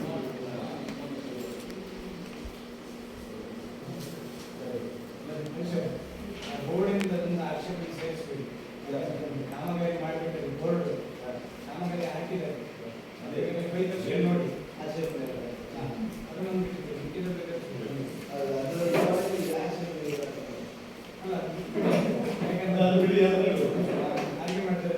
ಈಗ ಕಾಮಗಾರಿ ಮಾಡ್ತಾರೆ ಅಲ್ಲಿಂದ ಅಳವಡಿಸ್ತಾರೆ ಇಂಜಿನಿಯರ್ ನೋಡ್ತಾರೆ ಕೋಟೆ ಆ ನಂತರ ಈಗ ಇದೊಂದು ಮಾಹಿತಿ ಬಂದಿತ್ತು ಮೊನ್ನೆ ಕಸದ ವಿಸರ್ಜನೆ ಹೋಗಿದ್ದಾರೆ. ತೆಗೆದುಕೊಂಡು ಹೋಗ್ತಾರೆ. ಈಗ ನಮ್ಮ ಪೈಪಲ್ಲಿ ಇಟ್ಕೊಂಡು ಹೋಗಿದ್ದಾರೆ. ಅದನ್ನು ಬಿಟ್ಟರೆ ಒಳ್ಳೆಯದು ಸರ್. ಯಾಕಂದ್ರೆ ಅಲ್ಲಿ ಮೆಜರ್ಮೆಂಟ್ ಮಾಡುವಾಗೆಲ್ಲ ಇರುತ್ತಲ್ಲ ಕಡತದಲ್ಲಿಲ್ಲ ಅಂದ್ರೆ ಸರಿ ಇವ್ರು ಮಾಡಲಿಲ್ಲ ಅಲ್ಲೆಲ್ಲ ಟೆಕ್ನಾಲಜಿ ಬರುವಾಗ ನೋಡಿ ಎಲ್ಲ ಫೋಟೋ ಇತ್ತೇ ಹೋಗುದಲ್ಲ. ಹೌದು, ಬೋರ್ಡ್ ಹಾಕಿ ಕೂಡ ಇಟ್ಟಿದ್ದು. 1 ವರ್ಷದ ನಂತರ 2 ವರ್ಷದ ನಂತರ ಇಲ್ಲ ಹೇಳಿದ್ರು. ಅದು ಆದಿಗಳು ಕೂಡ ಸಹ ಹಿಡಿದಿಲ್ಲ ಅವರು. ಒಂದೇ ಕೊಡ್ಲಿಕ್ಕೆ ನೋಡಿ ಇನ್ನೂ ಅವಾಗ 600 ಕೊಟ್ಟು ಮಾಡ್ತೇವೆ. 2 ಲಕ್ಷ ಕೊಟ್ಟು ಅಲ್ಲಿ 3 ಲಕ್ಷ ಇರುವುದಾ?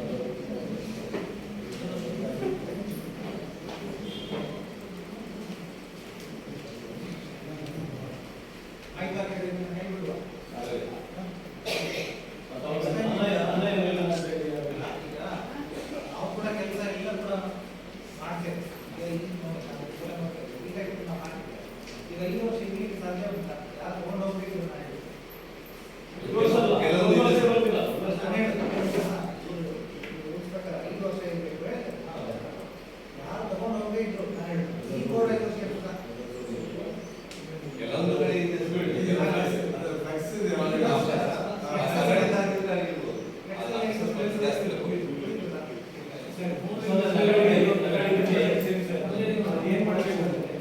ಇಂಜಿನಿಯರ್ MBA ಬರ್ತದೆ ಸರ್.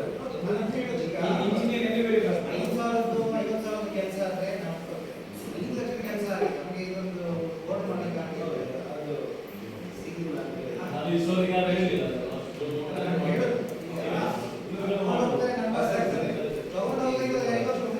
ಅದೊಂದು ಕಾಂಕ್ರೀಟ್ ಇದ್ದೊಂದು ಅದು ಸಹ ಕರೆಂಟಿಗೆ ಹಾಕಿ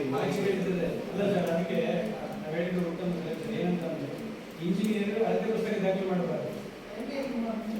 ಅದೇನಾಗ್ತದೆ ಗೊತ್ತಿಲ್ಲ, ಅವರೆಲ್ಲ ಮಾಡ್ತಾರೆ, ಇದು ಪೇಮೆಂಟ್ ಮಾಡಲೇಬೇಕು ಜನಪ್ರತಿನಿಧಿಗಳು ಮಾಡಿರಲಿಲ್ಲ ಅಂದ ತಕ್ಷಣ ಅದು ಲಾಸ್ಟಿಗೆ ಗ್ರಾಮ ಪಂಚಾಯತಿಗೆ ಹೋದ ಆ ಡೈರೆಕ್ಟರ್ಗಳು ತಗೊಂಡು ಹೋಗ್ಬೇಕು, ಇದು ಮಾಡಬೇಕು, ರಿವಿಷನ್ ಮಾಡಬೇಕು. ಅದನ್ನೇ ಸಣ್ಣ ಅಮೌಂಟ್ ಆದ್ರೆ 5 ಲಕ್ಷ 8 ಲಕ್ಷ ಕೆಲಸ ಆದ್ರೆ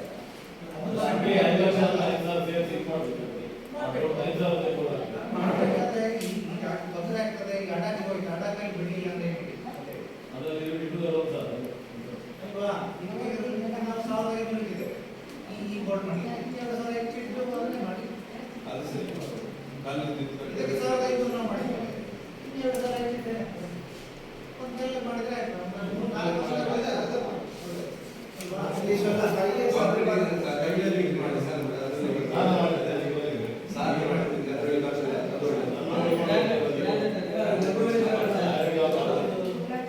ಎಸ್ಟಿಮೇಟ್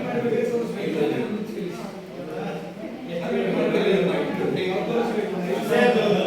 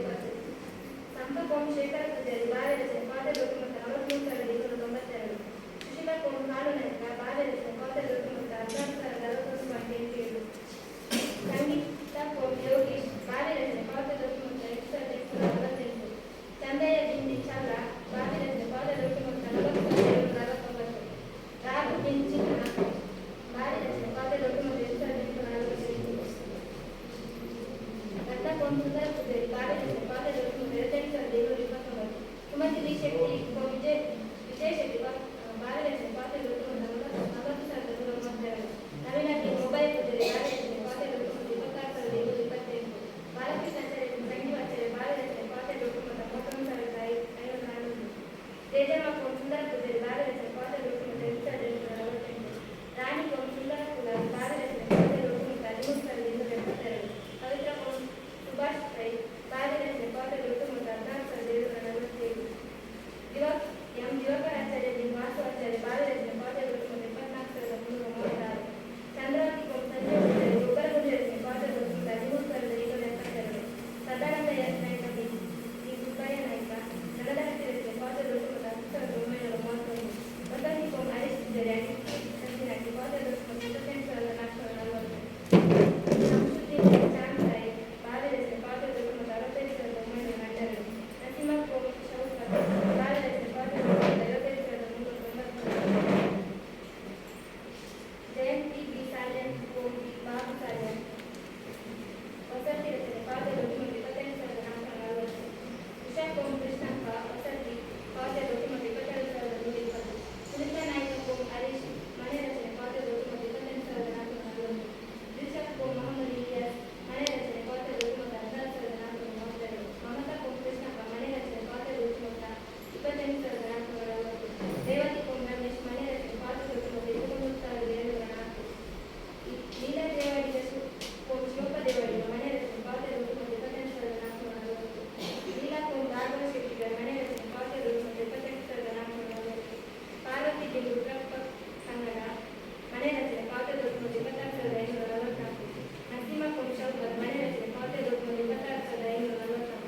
ಸುದೇಶ್ ಪೂಜಾರಿ ಸಂಜು ಪೂಜಾರಿ ಐಕಿಗಿಡನಾಟಿ ಪಾದದ 46,748. ಶೇಖರ ಪೂಜಾರಿ ರಾಘು ಪೂಜಾರಿ ಐಕಿಗಿಡನಾಟಿ ಪಾದದ 6,004.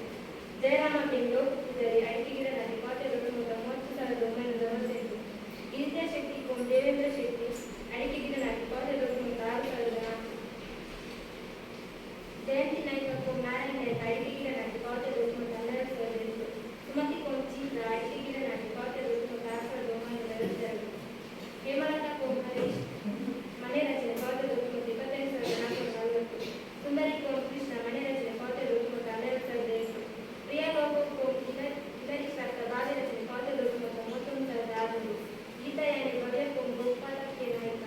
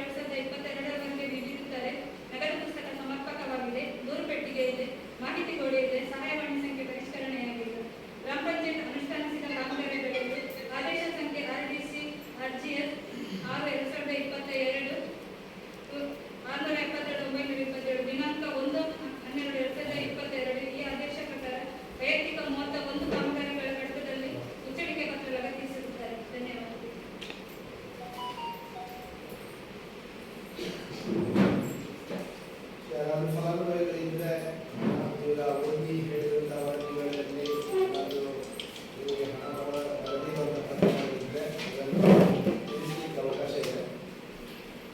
ಮುಂದುವರಿದ ಪ್ರಕರಣಗಳನ್ನು ಮಾಡಲಾಗಿದೆ. ಮುಂದಿನ ಬೆಳಗಾವಿ ಗ್ರಾಮ ಪಂಚಾಯತ್ ವ್ಯಾಪ್ತಿಯ ನೈತಿಕ ಪ್ರವೇಶದ ಹೊಸ ಸಂರಚನೆ ಕಾಮಗಾರಿ ಅವರಿಗೆ ನಿಯಮಾನುಸಾರ 90 ಮಾನವ ದಿನಗಳ ಪಾವತಿ ಮಾಡಬೇಕಿತ್ತು. ನಿಮಗೆ ಹೆಚ್ಚುವರಿಯಾಗಿ 1244 ರೂಪಾಯಿ ಪಾವತಿಯಾಗಿದೆ. ಆರೋಪವನ್ನು ನಾವು ಹಣಕಾಸಿನ ದುರುಪಯೋಗ ಪ್ರಕರಣದಲ್ಲಿ ವರದಿ ಮಾಡ್ತೀವಿ.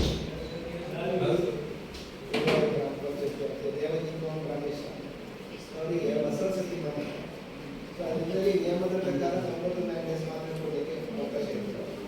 ಅದಕ್ಕೆ ಅವರಿಗೆ 90 ಮ್ಯಾಗ್ನೆಸ್ ಗಿಂತ ಜಾಸ್ತಿ ಹೋಗಿದೆ. 1284 ರೂಪಾಯಿ ಜಾಸ್ತಿ ಹೋಗಿದೆ. ಅದು ವಾಪಸ್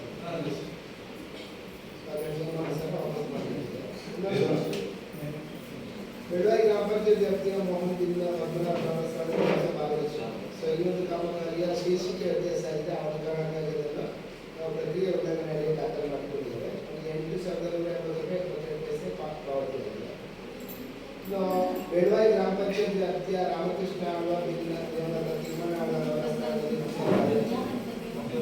ಆ ಒಂದು ಕಾಮಗಾರಿಗೆ ಅಳತೆ ಪುಸ್ತಕದಲ್ಲಿ ದಾಖಲಿಸಿರುವ ಕೂಲಿ ಮೊತ್ತ 10,000, ಫಲಾನುಭವಿಗೆ ಪಾವತಿಯಾದ ಮೊತ್ತ 13,272, ಹೆಚ್ಚುವರಿಯಾಗಿ 3,272 ರೂಪಾಯಿ ಪಾವತಿಯಾಗಿದೆ. ಕಾಮಗಾರಿ ಅದು ಮುಂದುವರೆದ ಕಾಮಗಾರಿ ಆಗಿರೋದ್ರಿಂದ ಅದನ್ನು ನಾವು ಕಾಮಗಾರಿ ಪರಿಶೀಲನೆ ಮಾಡಿದ್ದೇವೆ. ಕಾಮಗಾರಿ ಆಗಿದೆ ಮತ್ತು ಅಳತೆ ದಾಖಲಿಸಲಿಕ್ಕೆ ಬಾಕಿ ಇರೋದ್ರಿಂದ ಅದನ್ನು ನಿಯಮಾನುಸಾರ ನಾವು ಸೂಚನೆ ಮಾಡುವಂಥದ್ದು ಅದು ನಿಯಮಾನುಸಾರ ಹೊಸದಾಗ್ತದೆ.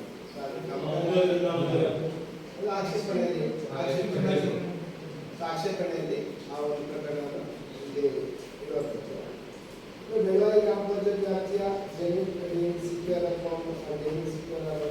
ನೆಲಹಂಡಿ ಯೋಜನೆ ಅವರಿಗೆ 29,985 ಪಾವತಿಯಾಗಿದೆ. ಮತ್ತು ಇನ್ನೊಂದು ಬೆಳಗಾವಿ ಗ್ರಾಮ ಪಂಚಾಯತ್ ವ್ಯಾಪ್ತಿಯ ಚೆನ್ನಮ್ಮ ಮೂಲ್ಯ ಮೋಹನ ಸ್ಥಳದಲ್ಲಿ ಆಡಳಿತ ರಚನೆ 23,700 ರೂಪಾಯಿ ಪಾವತಿಯಾಗಿದೆ. ಇನ್ನೊಂದು ಕಾಮಗಾರಿ ಬೆಳಗಾವಿ ಗ್ರಾಮ ಪಂಚಾಯತ್ ವ್ಯಾಪ್ತಿಯ ಭೂಷಣ್ ಪಾರ್ಲರ್ ಹೋಮ್ ಶೇಖ್ ಇಬ್ರಾಹಿಂ ಸ್ಥಳದಲ್ಲಿ ನೆಲಹಂಡಿ ಯೋಜನೆ ಇವರಿಗೆ 31,691 ರೂಪಾಯಿ 29 ಪೈಸೆ ಪಾವತಿಯಾಗಿರುವಂಥದ್ದು. ಈ 3 ಪ್ರಕರಣಗಳಲ್ಲಿ 2 ನೆಲಹಂಡಿ ಯೋಜನೆ. ಅದರಲ್ಲಿ ಒಂದು ವ್ಯತಿರಿಕ್ತ ಅಂತ ಹೇಳಿದ್ರೆ ಭೂಷಣ್ ಪಾರ್ಲರ್ ನೋಡಿದ್ರು. ಅವ್ರ ಮನೆಯಲ್ಲಿ ನಾವು ನೋಡಿದ್ದೇವೆ, ದನ ಇರೋದು ನಮ್ಮ ಗಮನಕ್ಕೆ ಬಂದಿದೆ. ಬಟ್ ಅದನ್ನು ಅವರು ಹೇಳ್ಕೊಂಡಿದ್ದಾರೆ. ಆದರೆ ಆ ಒಂದು ಸ್ಥಳದಲ್ಲಿ ಅವರು ಹೊರಗಡೆ ಕಾಣ್ತಾರೆ. ಆ ರೀತಿ ಇರಬಾರ್ದು. ಅಂದರೆ ಅವರು ಹೇಳ್ತಿರೋಂಥ ಇದು ಅಂತ ಹೇಳಿದ್ರೆ ಅವರಿಗೆ ತೊಡಿಲಿಕ್ಕೆ ನೀರಿಲ್ಲ.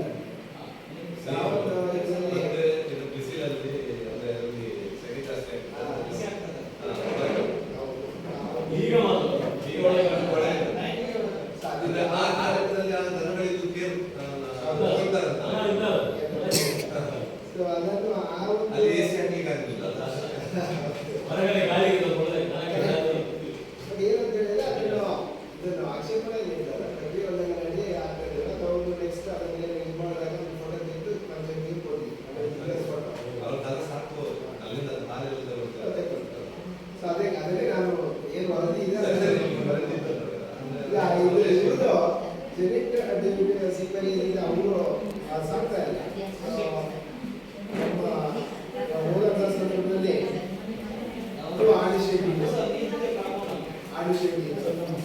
ಇದು ಇದರ ಶೇಖರಣೆ ಮಾಡಿ ಇಟ್ಟಿದ್ದಾರೆ.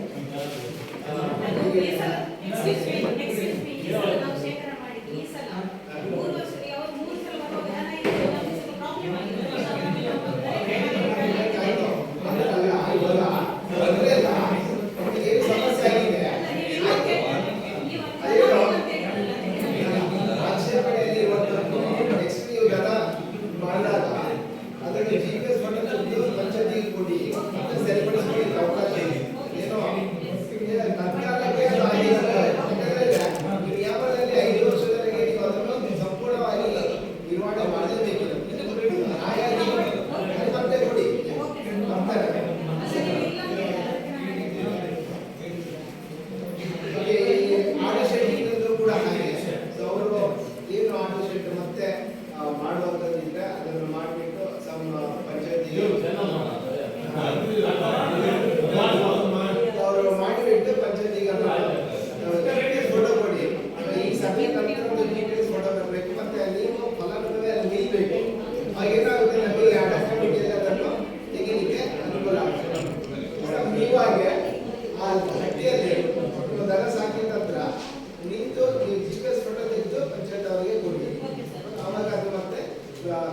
ಮಾಡಲಿಕ್ಕೆ ಅವಕಾಶ ಇದೆ. ಈಗ ಇದು ನೀರಿಲ್ಲ, ಹಾ. ಪಂಚಾಯತಿ ನೀರು ಸಹ ಕೊಡುದಿಲ್ಲ, ಪಂಚಾಯತಿ ನೀರು ಕೊಡುದಿಲ್ಲ. ಎಲ್ಲಿ ರಾಮಬೆಟ್ಟು ರಾಮಬೆಟ್ಟು ಸಮಾಜಕ್ಕೆ NH ರೋಡ್ ಅವರಿಂದ ಹೌದು, ನಾವು ಅದೇ ಹೇಳುದು ನಮಗೆ ಈಗ ದನಗೆ ಎಲ್ಲಿ ಬರೋದು?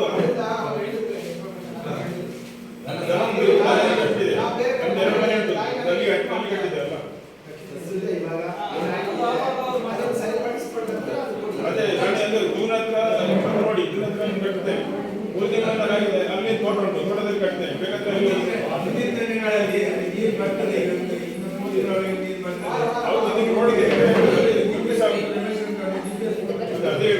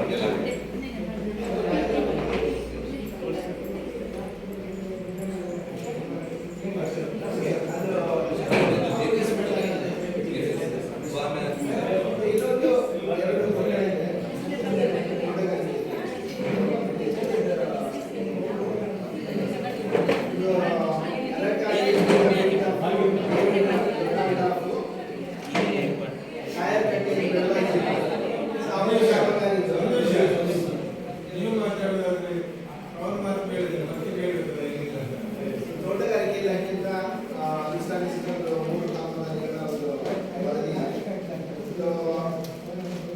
ಅದಕ್ಕಾಗಿಂತ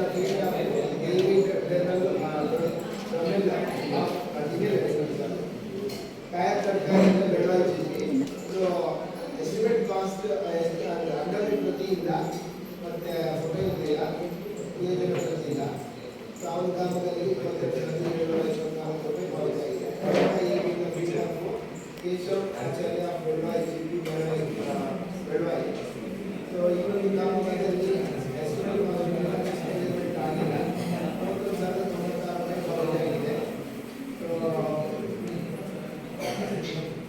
ಕನ್ನಡ ಏರಿದ ರಾಜು ಹೆಸರು ಬೆಳವಾಯಿ ಅದಕ್ಕೆ ಸಂಬಂಧಪಟ್ಟ ಹಣಕಾಸಿನ ವಿಚಾರದಲ್ಲಿ ದಾಖಲು ಮಾಡಿದ್ದೇವೆ. ಇದಿಷ್ಟು ವರದಿ ಬಗ್ಗೆ ಏನಾದರೂ ಕೇಳೋದಿದ್ರೆ ಕೇಳ್ಬೋದು.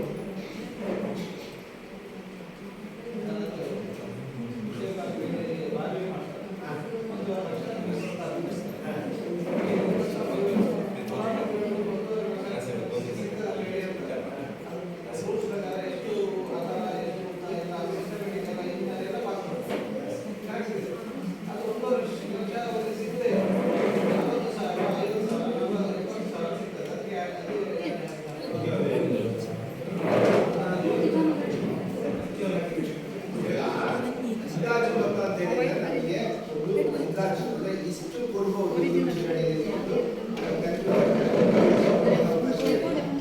ಆ 1.5 ಲಕ್ಷದಲ್ಲಿ ನಿಮಗೆ ನೀವು ವ್ಯಾಸ ಚಿಕ್ಕದಾಗಿ ಮಾಡಿದ್ರೆ ನೀವು ಇಷ್ಟು ಹಣವನ್ನು ಕೂಡ ನಿಮಗೆ ಅಲ್ಲಿ ಸಿಗ್ತಕ್ಕಂಥ ಮಣ್ಣು ತೆಗೆಯುವಂಥ ಪ್ರಮಾಣ ಕಡಿಮೆ ಮಟ್ಟದಲ್ಲಿ ಇರೋದ್ರಿಂದ ಸೊ ಅವ್ರು ಏನು ಅಳತೆ ಇರುತ್ತೆ ಅದನ್ನು ದಾಖಲು ಮಾಡ್ತಾರೆ ನಾರ್ಮಲ್. ಈಗ ನಿಮ್ಮದು ಏನು ರೌಂಡ್ ದೊಡ್ಡದಾಗ್ತಾ ಹೋದಾಗ ಅಲ್ಲಿ ಅಗಲ ಜಾಸ್ತಿ ಇದ್ದು ಅಲ್ಲಿ ಮಣ್ಣಿನ ಕೆಲಸದ ಪ್ರಮಾಣ ಜಾಸ್ತಿ ಇರುತ್ತೆ. ಮತ್ತೆ ಅದು ಎಷ್ಟು ಡೀಪ್ ಹೋಗಿರುತ್ತೆ, ಇವಾಗ 50 ಮೀಟರ್ ಅವರಿಗೆ ಈ ಕಡೆ ಅವಕಾಶ ಇರುವಂಥದ್ದು. ಸೊ ಅಷ್ಟು ಅದು ಸೊ ಅಲ್ಲಿ ಅಷ್ಟು ಹೋದ್ರೆ ನಿಮಗೆ ಹತ್ರ 1 ಲಕ್ಷದವರೆಗೆ ಖಂಡಿತ ಅನುದಾನ ಸಿಗುತ್ತೆ. ಎಷ್ಟು ಅಂದ್ರೆ ಆ ಎಸ್ಟಿಮೇಟ್ ಅಲ್ಲಿ ಏನು ನಮೂದು ಮಾಡಿರ್ತಾರೆ, ಎಷ್ಟು ಹೋಗ್ಬೇಕು, ಎಷ್ಟು ಆಳ ಹೋಗ್ಬೇಕು ಅಂತ ಅವ್ರು ನಮೂದು ಮಾಡಿರ್ತಾರೆ. ಸೊ ಆ ಎಸ್ಟಿಮೇಟ್ ಅನ್ನು ನೋಡ್ಕೊಂಡು ಅವರು ಅಲ್ಲಿ ಸ್ಥಳಕ್ಕೆ ಹೋಗಿ ಅವರು ಮಾಪನ ಮಾಡಿದಾಗ ಅಲ್ಲಿ ವಾಸ್ತವಾಂಶದಲ್ಲಿ ಅವರಿಗೆ ಎಷ್ಟು ಮೌಲ್ಯ ಸಿಗುತ್ತೆ ಅವರಿಗಿದ್ದು ಅದನ್ನು ದಾಖಲಿಸಿ ಎಸ್ಟಿಮೇಟ್ ಮಾಡೋದು. ಸೊ ಅಲ್ಲಿ ಅವರು ಅಂತಿಮವಾಗಿ ಯಾವ ರೀತಿ ಕೆಲಸ ನಿರ್ವಹಿಸಿರ್ತಾರೆ ಅದರ ಮೇಲೆ ಡಿಪೆಂಡ್ ಇರುತ್ತೆ. ಸೊ ಎಲ್ಲವೂ ಅದರ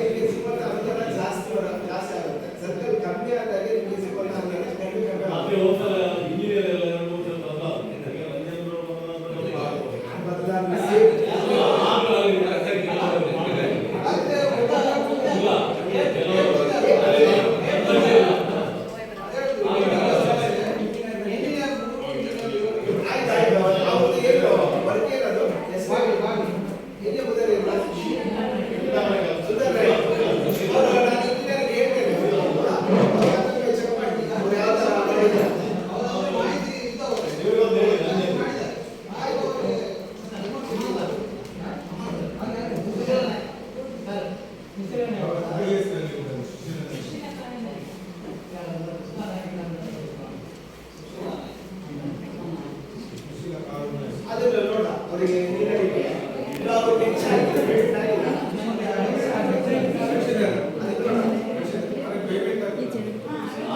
ಚರ್ಚೆ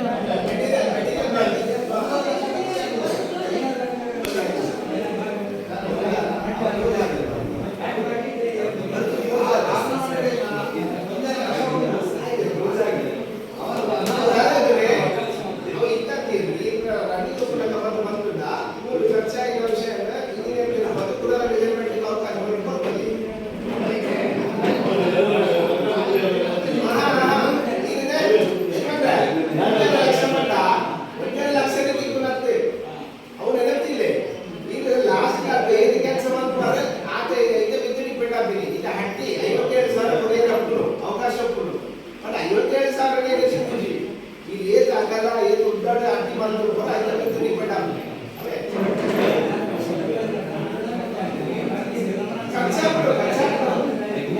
ಮಾಡಿದ್ರೆ ಈ ಬಂದ್ ಬರುತ್ತೆ ಈಗ ಅನುಭವ ಬೇಕಾಗುತ್ತೆ ಈಗ ಬರ್ತಿಲ್ಲ ಈಗ 1 ಲಕ್ಷ ರೂಪಾಯಿ ಬಾಡಿ ಇಟ್ಕೊಂಡು ಆಗ್ಲೇಗೆ ಇಂಜಿನಿಯರ್ ಇಟ್ಕೊಂಡು ಅವಾಗ ಅದಕ್ಕೆ ಚರ್ಚೆ ಮಾಡಿ ಅಪ್ಲೈ 1 ಲಕ್ಷ ಬಂದಿದೆ ಸಂಚಾಪುರ ಅದೇ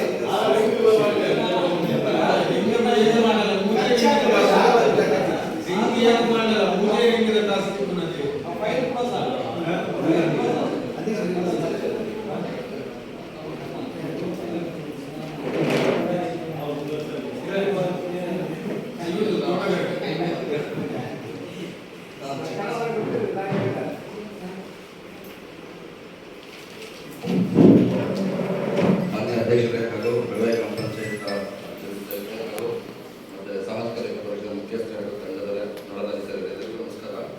ಅದು ಉದ್ಯೋಗದಲ್ಲಿ ನಮಗೆ ಕೆಲವು ಇದ್ದಾವೆ, ಹಳೆಯದು ತುಂಬ ಇದೆ ಪುಸ್ತಕ ಕೆಲವೆಲ್ಲ ಅಡಕ ತೆಗೆದಿರ್ತಾರೆ ನಾವು.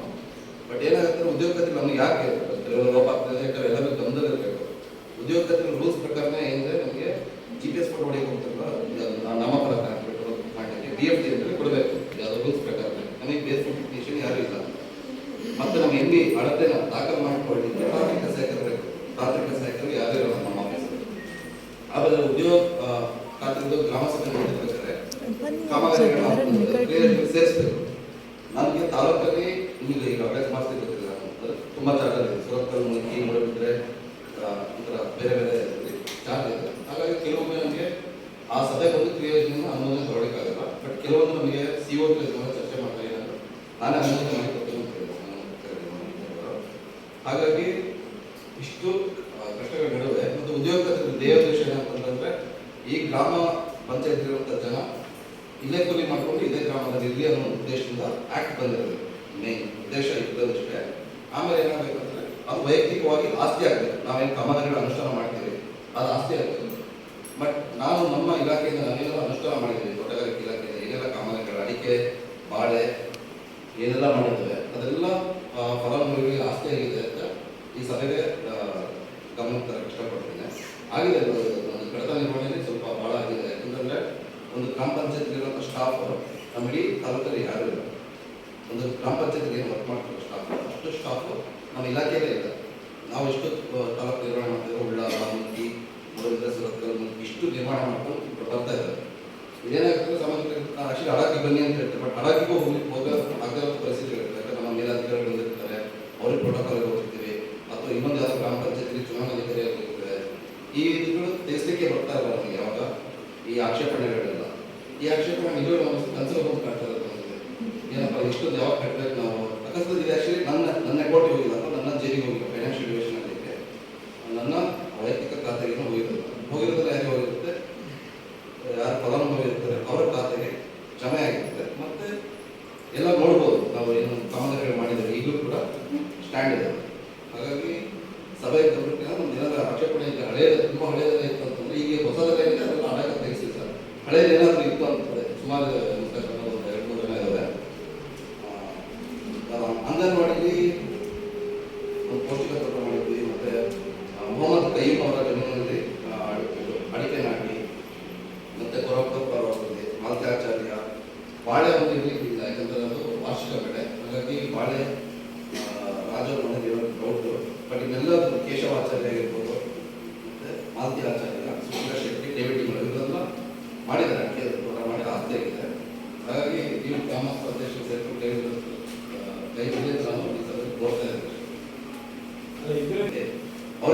ಕೊಡೋದು ಏನಂತ ಅವ್ರು ಅರ್ಧ ಕೂಲಿ ಬರೀ ಬಸ್ ಚಾರ್ಜ್ಗೆ ಹೇಳ್ಬೇಕು, ತಿಂಡಿ ಊಟ ಎಲ್ಲ. ಅಥವಾ ಮೂರು ಬಿಟ್ಟರೆ ಬನ್ನಿ ಅಂತ ಕೂಡ ಅವರಿಗೆ ಕಷ್ಟನೇ, ಒಂದು ರಿಕ್ಷಾ ಬಾಡಿಗೆ ಆಗಲಿ ಭಾಳ ಕಷ್ಟ ಆಗ್ತದೆ.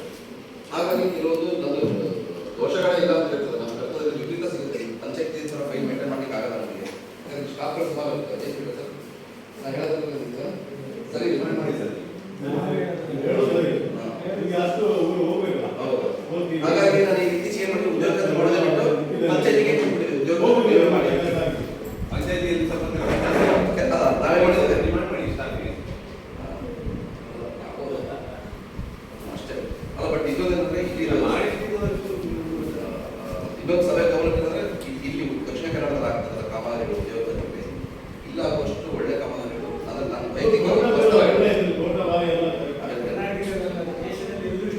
ಇಷ್ಟು ಒಳ್ಳೇದಾಗಲಿಲ್ಲ. ಅದು ಅಂದ್ರೆ ಇದು ಆಕ್ಚುಲಿ ಪರ್ಸನಲ್ ಆಗಿ ಹೇಳುವಂಥದ್ದು.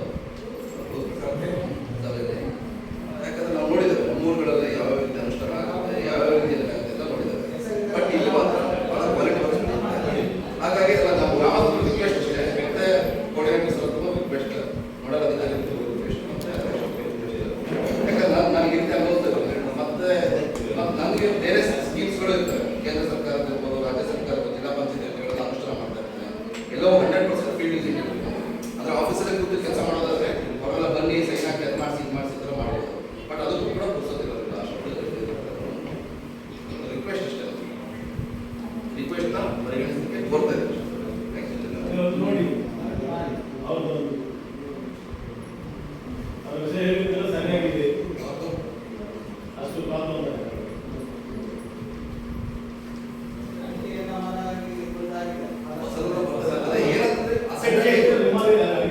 ಮೂಲ ಉದ್ದೇಶ ಒಂದು ಸಾರ್ವಜನಿಕ ಹಿತದೃಷ್ಟಿಯಿಂದ ಯಾವುದೇ ಕೆಲಸ ಮಾಡಿದ್ರು ಕೂಡ ರೂಲ್ಸ್ಗಳು ಉಲ್ಲಂಘನೆ ಆದರೂ ಕೂಡ ನಲ್ಲಾಂಡ್ ವರ್ಡ್ ಅಂತ ಹೇಳಿ ಇದೆ. ಅದರಲ್ಲಿ ಇವನ್ ಸುಲಭ ಆಚೆ ಈಗ ನಮಗೂ ಹೇಳ್ತಾರೆ ಹೈವೇ ಕಟ್ಸಡೆಲ್ಲ ಹೋಗ್ಬೇಕು ಅಂತ ಹೇಳ್ತಾರೆ. ನಾವು ಚಾನ್ಸ್ ಇದ್ದಾಗ ನಾವು ಓವರ್ಟೇಕ್ ಮಾಡ್ಕೊಂಡು ಹೋಗ್ತೇವಲ್ಲ, ಅದೇ ರೀತಿ ನಾವು ಓವರ್ಟೇಕ್ ಮಾಡ್ಕೊಂಡು ಹೋಗಿದ್ರೆ ಸುಧಾರಿಸಿದೆ ಎಲ್ಲ ಎಲ್ಲ ರೈತರಿಗೂ ನಾವು ಮಾಡಿದ್ದಾರೆ.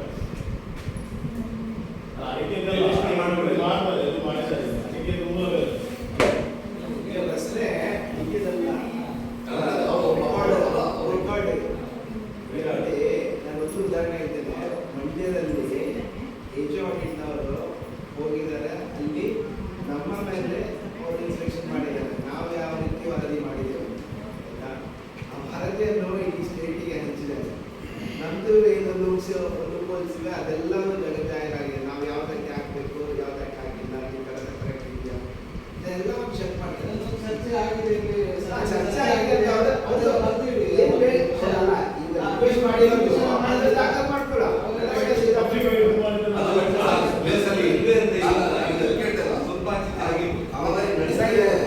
ಅದಕ್ಕೆ ಸಾಹೇಬರಿಗೆ ಹೇಳಿದ್ರೆ ಪರ್ಯಾಯವಾಗಿ ನಾನು ಅದಕ್ಕೆ ಕರೆಕ್ಟ್ ಮಾಡಲಿಕ್ಕೆ ಯಾವ ರೀತಿ ಮಾಡಿ ಅಂತ ಗೈಡ್ ಮಾಡ್ತಾ ಇದ್ದೇನೆ. ಏನಂತ ಹೇಳಿದ್ರೆ ಅಲ್ಟಿಮೇಟ್ ನಮಗೆ ರೆಕಾರ್ಡ್ ಕರೆಕ್ಟ್ ಇರಬೇಕು, ಯಾವುದೇ ಕಾರಣ ಅಲ್ವಾ. ನಾಳೆ ಬಂದು ಕಾಮಗಾರಿ ಆಗಿದೆಯೋ ಅಂತ ಅದು ಮತ್ತೆ ನೋಡು, ಕಡತ ಮೇನ್ ನೋಡು, ಕಡತನೇ ಕರೆಕ್ಟ್ ಇಲ್ಲ ಅಂತ ಹೇಳಿದ್ರೆ ಮತ್ತೆ ಅಲ್ಲಿ ಎಲ್ಲರೂ ತಪ್ಪಿಸ್ತಾರೆ. ಹಾಗಾಗಿ ಅವ್ರು ಏನು ರಿಕ್ವೆಸ್ಟ್ ಮಾಡಿದ್ದಾರೆ ಅದನ್ನು ಖಂಡಿತ ನಡವಳಿಕೆಯಲ್ಲಿ ದಾಖಲು ಮಾಡಬೇಕು. ಅದು ಅವಶ್ಯಕ.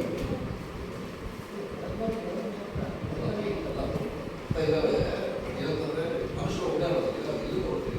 ಈಗ ಸಮಾಜಕ್ಕೆ ತೋರಿಸಿದ್ರೆ ಯಾವುದೋ ಡೇಟಾ ಇರುತ್ತೆ, ನಾನು ಯಾವುದೋ ಸ್ಕೀಮ್ ಅನುಷ್ಠಾನ ಮಾಡ್ತಾ ಇದ್ದೀನಿ. ಮೊನ್ನೆ ನವೆಂಬರ್ ಚುನಾವಣೆ ಇದೆ. ನೀವು ಬಂದ್ಬಿಟ್ಟು ಸೋಷಿಯಲ್ ಮೀಡಿಯಾ ಫೇಸ್ಬುಕ್ ಅಲ್ಲಿಂದ ಕೊಡ್ತೀವಿ. ನಮ್ಗೆ ಯಾರು ಅಸಿಸ್ಟೆಂಟ್ ಇಲ್ಲ, ಯಾರು ಇಲ್ಲ, ಹೋಗಪ್ಪ ನೀವು ಗೌರ್ಮೆಂಟ್ ಕೊಡೋದ್ರೆ ಯಾರು ಕೊಂಡ್ಕೊಳ್ಳೋಕೆ ಸಾಧ್ಯ ಇಲ್ಲ. ಅದಿಷ್ಟು ನಮ್ಮಲ್ಲಿ ಇಷ್ಟು ಹೋಗೋದು ಮತ್ತು ಬಿಡುವರಿಗೆ ಎಕ್ಸ್ಟ್ರಾ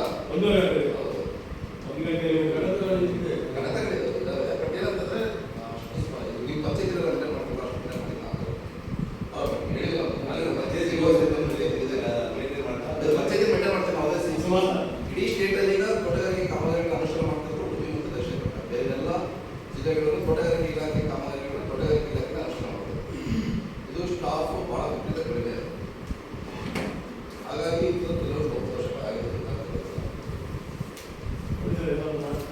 ಅಸೆಟ್ ಆಗಿದೆ ಸರ್. ಏನಂದ್ರೆ ನಮ್ದೇನಂತಂದ್ರೆ ಫಲಾನುಭವಿಗಳಿಗೆ ಅಸೆಟ್ ಆಗಿದೆ, ಅಸೆಟ್ ಆಗಿದೆ, ಆಸ್ತಿ ಆಗಿದೆ, ಆಸ್ತಿ ಆಗಿದೆ. ಉದ್ದೇಶ ಆಸ್ತಿ ಆಗಿದೆ. ಅಲ್ಲ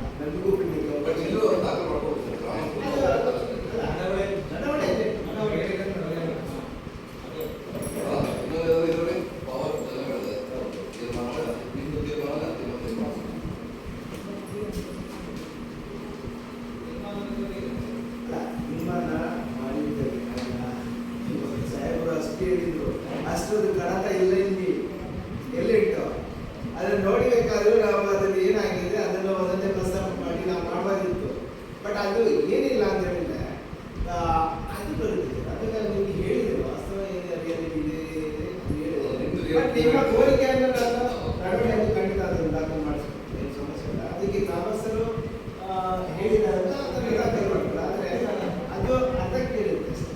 ಅದು ಇಲ್ಲ ಏನಿದೆ ಬೇಸಿಕ್ಸ್ ಓಕೆ ಬೇರೆ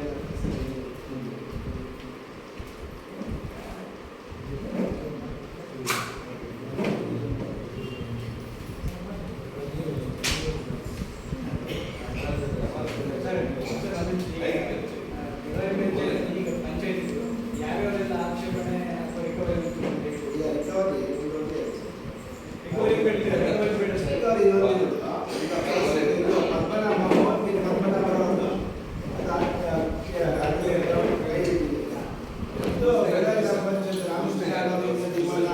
ಅವ್ರದ್ದು ಏನು ಆಕ್ಷೇಪಣೆ ಅದರಲ್ಲಿ ಸೂಚನೆ ಮಾಡಿದ್ದಕ್ಕೆ ಆಕ್ಷೇಪಣೆ. ಒಂದು ದನದ ಹಟ್ಟಿ ಏನು ಜನಿತ ಡೇವಿಡ್ ಸಿಕ್ಕರ ಮತ್ತು ಚೆನ್ನಮ್ಮ ಮುಂದೆ ಪ್ರೊಸೆಸ್ ಇದು ಎರಡು ಆಕ್ಷೇಪಣೆ. ಅದು ಅದನ್ನು ನೀವು ನೋಟಿಸ್ ಕೊಟ್ಟು ಕರೆಕ್ಟ್ ಮಾಡಿ. ದನದ ಹಟ್ಟಿ ಮಾಡಿದ್ರೆ ಈಗ ನೀವು ಹೋಗೋ ಟೈಮಲ್ಲಿ ನಮಗೆಲ್ಲ ಇರ್ಬೋದು ಕಲ್ತ್ಕೊಂಡು ಹೋಗಿರ್ಬೋದು. ಇಲ್ಲ ಅಲ್ಲ ಅವ್ರಿಗೆ ನೀರಿಲ್ಲ ಅಂತ ಅಲ್ಲಿ. ಇಲ್ಲ ದನ ಇದೆ ಹತ್ತಿಯಲ್ಲಿ ಕಟ್ಟ ಇಲ್ಲ ನೀರಿಲ್ಲ ಕ್ಲೀನ್ ಮಾಡಲಿಕ್ಕೆ ದನ ಹೊರಗೋಗಿದೆ ಇಲ್ಲಿಂದ ಬಂದು ಅದು ನಾವು ಅದಕ್ಕೆ ಮಾಡಲ್ಲ. ಆ ಥರ ನಮ್ದು ಕಾಮನ್ ಸ್ವಲ್ಪ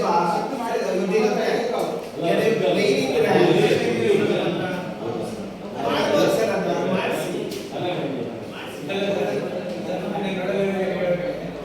ಈಗ ದನದ ಹಟ್ಟಿ ಪಂಚಾಯತ್ ದನದ ಹಟ್ಟಿ ಕೊಟ್ಟಿದ್ದಾರೆ. ಅದು ಕೂಡ ಟಾರ್ಗೆಟ್ ನಾವು ಕೊಡ್ತೇವೆ. ಆ ದನದ ಹಟ್ಟಿ ಮಾಡಿ ಆದ್ಮೇಲೆ ಸರ್ ಅವನು ಮಲಗ್ತಾನ, ದನ ಮಲಗ್ತಾನ, ನಾಯಿ ಮಲಗ್ತಾನ, ನಮಗೇನು ಸರ್ ಅದು ನಮ್ದೇನು ತಪ್ಪಿದೆ ಅಲ್ಲಿ? ಇಲ್ಲ ನಾನು ಅದೇ ಇಲಾಖೆಗೆ ಇರೋದನ್ನ ಹೇಳ್ತಿದ್ದೀನಿ. ನೀವು ಫಸ್ಟಿಗೆ ದನ ಹಟ್ಟಿ ಮಾಡಿ ಅಂತಾರೆ. ದನ ಸಾಕುವವನಿಗೆ ದನ ಕೊಡ್ತಿಲ್ಲ, ನಾವು ಹಟ್ಟಿ ಕೊಡ್ತಿಲ್ಲ. ಆಗಲ್ಲ ಸರ್. ನಾ ಹೇಳ್ತೀನಿ ಅವಾಗ ನಾವು ಹಟ್ಟಿಗೆ ಕೊಡ್ಬೇಕಾದ್ರೆ ನಾವೇನು ಮಾಡ್ತೇವೆ, ಈಗ ನಾನು 15 ವರ್ಷ ಆಯಿತು ಅವಾಗೆಲ್ಲ ಏನು ಹೇಳ್ತಾರೆ, ಫಸ್ಟ್ ಹೋಗಪ್ಪ ಅಲ್ಲಿ ಡಾಕ್ಟರ್ ಹೋಗಿ ದನ ಇದೆ ಸರ್ಟಿಫಿಕೇಟ್ ಫಸ್ಟಿಗೆ 2 ದನ ಆಯಿತು, ಈಗ 4 ದನ ಮಾಡಿ ನಾವೇನು ಮಾಡ್ತೇವೆ. ಫಾರ್ ಎಕ್ಸಾಂಪಲ್ ಇವ್ರು ಬಂದು ಹೌದು ನನಗೆ 4 ದನ ಸಾಕಿ 8 ವರ್ಷ ಸಾಕಿದ್ದಾರೆ ಮಾಡಿಕೊಡಿ ಸಾಕಲ್ಲ ಅವಾಗ ದಂಚೆ ಮಾಡ್ಕೊಡ್ತಾರೆ. ಇದು ಎನರ್ಜಿನೂ ಆಗಿಲ್ಲ. ಯಾರೇ ಕೇಳಿದ್ರು ಕೂಡ ನಾವು ಕೊಡ್ಬೇಕು. ದನ ಸಾಕಿರೋರಿಗೆ ಕೂಡ ಅವ್ರು ಯಾವ ನಾವು ಅಟ್ಟಿ ಮಾಡ್ತೀವಿ ನಾಳೆ ದನ ತಂದು ಸಾಕಿದ್ರೆ. ಅಂತಂದ್ರೆ ಇದು ಕೇಸು ರಿಜಿಸ್ಟರ್ ಆಗ್ತದೆ. ನಾವು ಕೂಲಿಗೆ ಕೊಡ್ಲೇಬೇಕು ಸರ್.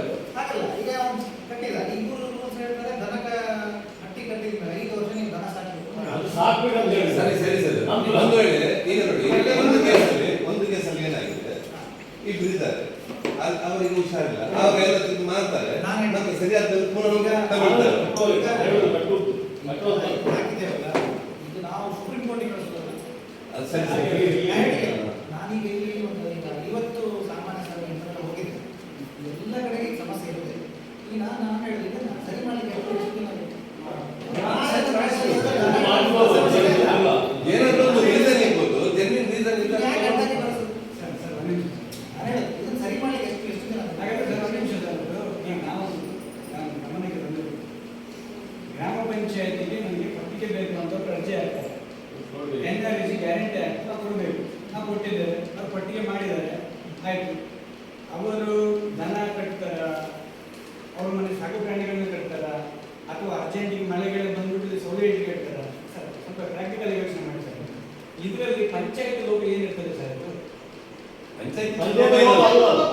ಈಗ ಸಭೆ ಪಂಚಾಯತ್ ಲೋಪ ಅಲ್ಲ. ಪಂಚಾಯತಿ ಲೋಪ ಅಲ್ಲ.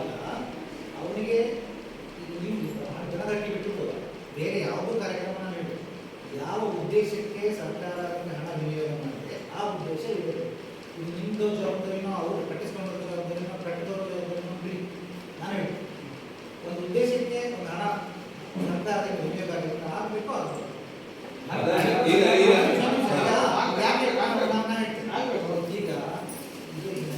ಯಾವ ಗ್ರಾಮ ಪಂಚಾಯತಿ ಹೇಳಿದ್ರಲ್ಲ 4.5 ಲಕ್ಷ 5 ಲಕ್ಷ ರೂಪಾಯಿ ಖರ್ಚು ಮಾಡಿ ಕೋಳಿ ಸೆಟ್ ಕಟ್ಟಿದ್ದಾರೆ. ಕೋಳಿ ಸೆಟ್ 50,000 ಬಾಯ್ಲರ್ ನಮಗೆ ಕಟ್ಟಿದ್ದಾರೆ. ಒಂದೇ ಒಂದಿನ ಕೋಳಿ ಸಾಕಿಲ್ಲ. ಪಂಚಾಯತಿಯವರು ಆಗಿ ಇವರು ಹೋಗಿ ಮಾಡಿದ್ದಲ್ಲ, ಗ್ರಾಮಸ್ಥರೇ ಅವನಿಗೆ ಕೋಳಿ ಸೆಟ್ ಕಟ್ಟಿದ್ದೀವಿ. ಅವನು ಅದರಲ್ಲಿ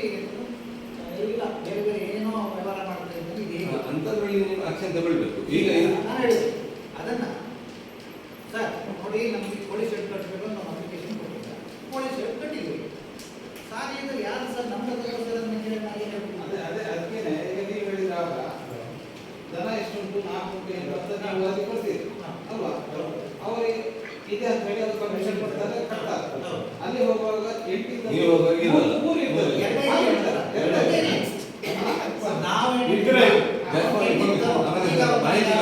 ಮಾಡುವ ಇಲ್ಲ ಇರೋದು ಏನೋ ಒಂದು ದನ ಕಟ್ಟಿದ್ದು ಎಂಟಿತ್ತು, ಈ 2 ಒಂದಾದ್ರೆ ಕಟ್ಬೋದಾ? ಅದೇ ಹೇಳ್ತೇನೆ, ಒಂದು ಆರೋಗ್ಯ ಸರಿ ಇಲ್ಲ ಅಲ್ಲ ಹಾಗಂತ ಹೇಳಿ ನಾವು ಇದನ್ನ ಅಡ್ಡಾಗಿ ಕಳಿಸ್ತೀವಿ, ಅಲ್ಲಿ ಅದನ್ನ ಆಕ್ಷೇಪಣೆ ವಾಪಸ್ ಹಣ ಕಟ್ಟಲು ಸರಿ ಮಾಡ್ಲಿಕ್ಕೆ ನಮ್ಮ ಹತ್ರ ಆಗಲ್ಲ. ಈಗ ಪಾರ್ಟಿ ಅವ್ರು ಹೇಳಿದ್ರಲ್ಲ, ನಮ್ಮಲ್ಲಿ ಸರ್ ನಮ್ಮ ಹತ್ರ ದನ ಇತ್ತು, ಈಗ ಬೇಸಿಗೆ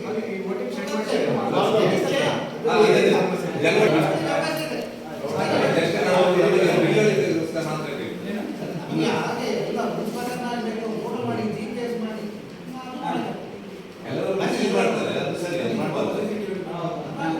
ಈಗ ಅದಕ್ಕೆ ಮುಚ್ಚಳಿಕೆ ಪತ್ರ ಬರೆಸಿ ತೆಕ್ಕೊಳ್ಳುವಂತ ಉದ್ದೇಶ ಅಷ್ಟೇ. ಸರಿ, ಅದನ್ನ ಮಾಡಿ ಮುಂದುವರಿಸಿ. ಅಷ್ಟೇ, ಸರಿ ಮಾಡ್ಲಿಕ್ಕೆ ಅವಕಾಶ ಇದೆ ಮಾಡ್ಕೊಳ್ಳಿ. ಈಗ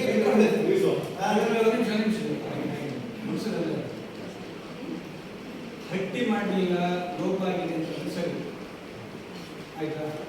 ಅವನು ಈ ಮಿಸ್ಯೂಸ್ ಆಗಿದೆ ಅಂದ್ರೆ ಬೇರೆ ರೀತಿಯಲ್ಲಿ ಯೂಸ್ ಮಾಡ್ತಾ ಇದ್ದಾರೆ ಅಂತ ಕೂಡ ಸರಿ.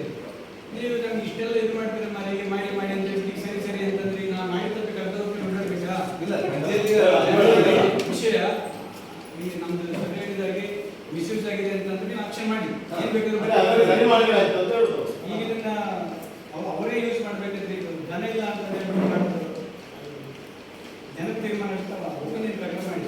ಪಂಚಾಯತಿಗೆ ಅದರಲ್ಲಿ ಏನು ಇದಿಲ್ಲ, ಹೌದಾ? ಲಾಸ್ಟಿಗೆ ಇವರಲ್ಲ ಸರ್, ಇವ್ರದ್ದು ಒಪಿನಿಯನ್ ಅಲ್ವಾ? ನಾನು ಹೇಳ್ತಿರೋದನ್ನೇ ಅವರು ಬಿಡೋದನ್ನು ಬಿಟ್ಬಿಡಿ. ಈಗ ಹೇಳಿದ್ರಲ್ಲ, ಅವ್ರು ಹೇಳಿದ್ರಲ್ಲ, ನನಗೆ ತೊಂದರೆ ಉಂಟಿಲ್ಲ, ನಾನು ದನ ಸಾಕ್ತೇನೆ, ಒಂದು ಮಳೆ ಬಿದ್ದರೆ ಒಂದು ದನ ತರ್ತೇನೆ, ದನ ಕೈಲಿ ಅವಕಾಶ ಉಂಟು. ಬೇರೆ ಏನಾದರೂ ಸಮಸ್ಯೆ ಇಲ್ಲ, ಒಟ್ಟಿಗೆ ಮಾಡಿದ್ದಾರೆ, ಈ 3 ಕಾಮಗಾರಿಗಳು ಒಟ್ಟಿಗೆ ಮಾಡಿದ್ದಾರೆ, ದನ ಇಲ್ಲ ಮೇಲೆ ನಮ್ಗೆ ಆಕ್ಷೇಪಣೆ ಬೇಡ ಸರ್, ಅದನ್ನು ಬಿಟ್ಬಿಡಿ. ಅಲ್ಲ, ಅದನ್ನು ಬಿಡ್ಲಿಕ್ಕೆ ಅವ್ರು ಹೇಳ್ತಾರೆ ಇಷ್ಟೇ. ಒಂದು GPS ಕೊಡು, ಪಂಚಾಯತ್ ಕೊಡ್ಲಿಕ್ಕೆ ಎಷ್ಟು ಉಂಟು? ಸರ್, ಈಗ ಏನು ಸಮಸ್ಯೆ ಆಗಿದೆ ಸರ್ ಇದು? ನಾವು ಆಯ್ಕೆ ಮಾಡ್ತಾ ಇಲ್ಲ. ಸರಿ, ಇದು ಇಲ್ಲಿ ವಾಲ್ಯೂಷನ್ ಆಗುತ್ತಲ್ಲ ಸರ್, ಇದು ಈ ಆದೇಶಕ್ಕೆ ನಾವು ಸರ್, ಹಾಗಾದ್ರೆ ಸಭೆಯವರು ವಿಷಯ ಸಭೆಯವರು ತೀರ್ಮಾನ ತೀರ್ಮಾನ ಅಂತ ಅಂತಿಮ ಸರದು ನೋಡೋದಕ್ಕೆ ತಾವೇಳಿ ಸರದು ಅಥವಾ ಈ ಆಕ್ಷೇಪಣೆ ನಾವು ಮಾಡಿದ್ದೆ ಅಂತಿಮ.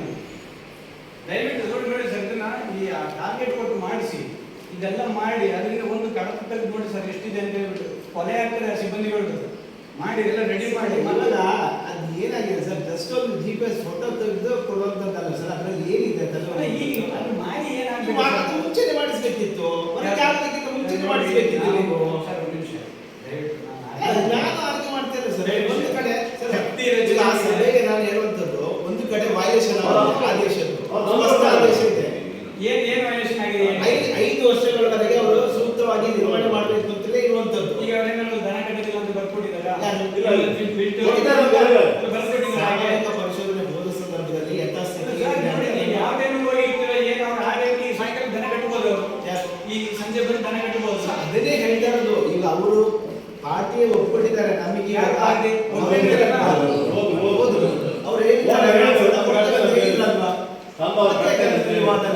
ಅಲ್ಲಿ ಎಲ್ಲ ಕಾಣ್ತಾ ಸುಮ್ಮನೆ ವಿನಾಕಾರಣ ಸಾಮಾಜಿಕ ಇದು ಸಭೆ ಇರೋದು, ಸೋಷಿಯಲ್ ಆಡಿಟ್ ಇರೋದು, ಉದ್ಯೋಗಕ್ಕೆ ಗ್ಯಾರಂಟಿ ಕೊಟ್ಟಿರೋದು ಜನರಿಗೆ ಹೆಲ್ಪ್ ಆಗಿ ಅಂತ. ಹೌದು, ಆಯ್ತಲ್ವಾ? ಜನರು ಅದು ಸದುಪಯೋಗ ಪಡ್ಕೊಳ್ಬೇಕು ಅಂತ. ನೀವು 100% ಏನಾದರೂ ಲೋಪ ಆಗಿದ್ರೆ ಅಥವಾ ದುರ್ಬಳಕೆ ಆಗಿದ್ರೆ, ಅನುದಾನ ದುರ್ಬಳಕೆ ಆಗಿದ್ರೆ ಏನು ಬೇಕಾದ್ರೂ ಮಾಡಿ ನಾವು ಬೆಲೆ ತಗ್ತಿರಬೇಕು ನೋಡಿ. ಮಾಡಿದ್ಮೇಲೆ ಕೂಡ ಪುನಃ ಈಗ ಇದಿಟ್ಕೊಂಡು ಹೋಗ್ಬೇಕು, ಇದೆಲ್ಲ ಮಾಡಬೇಕು, ಸುಮ್ಮನೆ ಅಲ್ಲ ಸರ್ ಇದು. ಸರ್, ಹಾಗಾದ್ರೆ ಈ ಆದೇಶದ ಬಗ್ಗೆ ಆದೇಶ ನೋಡಿ, ಈ ಆದೇಶದ ಬಗ್ಗೆ ಏನ್ ಹೇಳ್ತೀರಾ? ಎಲ್ಲ ಆದೇಶ ನೋಡ್ತಾರೆ, ಆದೇಶವನ್ನು ನಾವು ನೋಡೋ ದೃಷ್ಟಿಕೋನದಲ್ಲಿ ಇರ್ತದೆ ಸರ್. ಈಗ ನೀವು 100% ಹೇಳಿ ಸರ್, ಮನುಷ್ಯನ ನಾನು ಆಯ್ಕೆ ಮಾಡದೇ ಇಲ್ಲ, ಅವರು ಇಲ್ಲಿಗೆಲ್ಲ ಮಾಡಿಕೊಂಡಿದ್ದಾರೆ ಅಥವಾ ಅದನ್ನು ಬೇರೆ ಯೂಸ್ ಮಾಡ್ತಾರೆ ಅಂತ ನೀವೇನಾದ್ರು 100% ಹೇಳಿದ್ರೆ ನಾನು ಅದ್ರ ಬಗ್ಗೆ ತಕರಾರು ಮಾಡೋದು ಇಲ್ಲೇ ಕೂದಬಿಟ್ಟು ನಾನು ಇದ್ದೇನೆ. ಆಯ್ತು ಸರ್, ಒಂದು ಇಲ್ಲಿ ಸ್ಪಷ್ಟವಾಗಿ ಹೇಳಿದ್ದಾನೆ. ಏನು ಹೇಳಿದ್ದಾನೆ? ಬೇರೆ ಉದ್ದೇಶಕ್ಕಾಗಿ ಬಳಸಿಕೊಳ್ಳುತ್ತಿರುವುದು ಅದು ವರದಿಯಾಗಿದೆ ಅಂತ ಹೇಳಿದ್ದಾರೆ. ಅದರ ಮೇಲೆ ಕನಿಷ್ಠ 5 ವರ್ಷಗಳವರೆಗೆ ಅದನ್ನು ಸೂಕ್ತವಾಗಿ ನಿರ್ವಹಣೆ ಮಾಡಬೇಕು ಅಂತ ಹೇಳಿ ಫಲಾನುಭವಿಗಳೇ ಅರ್ಜಿ ಕೊಡಬೇಕು, ಮುಚ್ಚಳಿಕೆ ಪತ್ರ. ಕೃಷಿಕರಿಗೆ ಅನಿಸುತ್ತಾರೆ ಹೌದು, ಅದನ್ನೇ ಹೇಳ್ತಾ ಇರೋದು.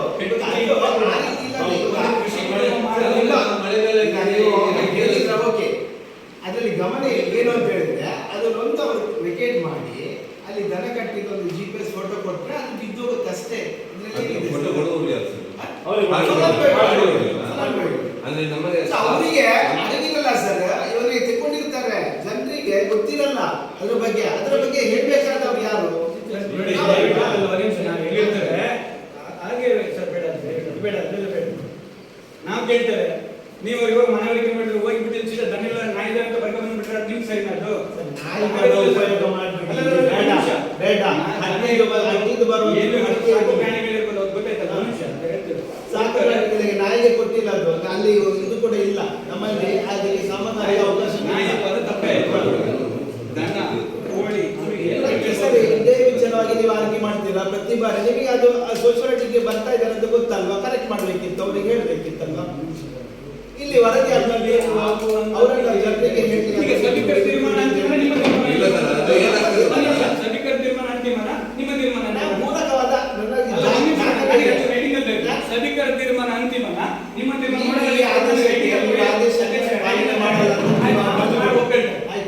ಸಭಿಕರ ತೀರ್ಮಾನ ಯಾವುದು ಅಂತ ಹೇಳ್ಬಿಟ್ಟು ನೋಡಿ. ನಿಮ್ಮ ಒಪಿನಿಯನ್ ಬಿಡ್ಬೇಕು ಅಂತ ಹೇಳಿದ್ರೆ ಏನು ಮಾಡಿ. ಆಯ್ತು, ನಾನು ಎಷ್ಟು ಜನರಿದ್ದಾರೆ ಈಗ ಸಭೆ ನಿಶ್ಚಯ ಇದ್ರು, ಅವರ ಒಪ್ಪಿಗೆ ಏನಿದೆ ಅದನ್ನು ದಾಖಲು ಮಾಡ್ತೀನಿ. ಮತ್ತೆ ಈ ವೈಲೇಷನ್ ಆಗಿರುವಂತಹ ಇದನ್ನು ಕೂಡ ನಾನು ಮೆನ್ಷನ್ ಮಾಡ್ತೇನೆ. ಅದು ಪೀಡಿಯರ್ ಅವರಿಂದ ಇದಾಗಿದೆ ಅಂತ ಹೇಳ್ತೇನೆ. ನಾವಿಲ್ಲಿ ಎಂತೆಂಥವ್ಕೆ ಇಲ್ಲಿ ಇದೆ ಅಂತ ನಾವು ಇದನ್ನ ನೀವು ದೋಷ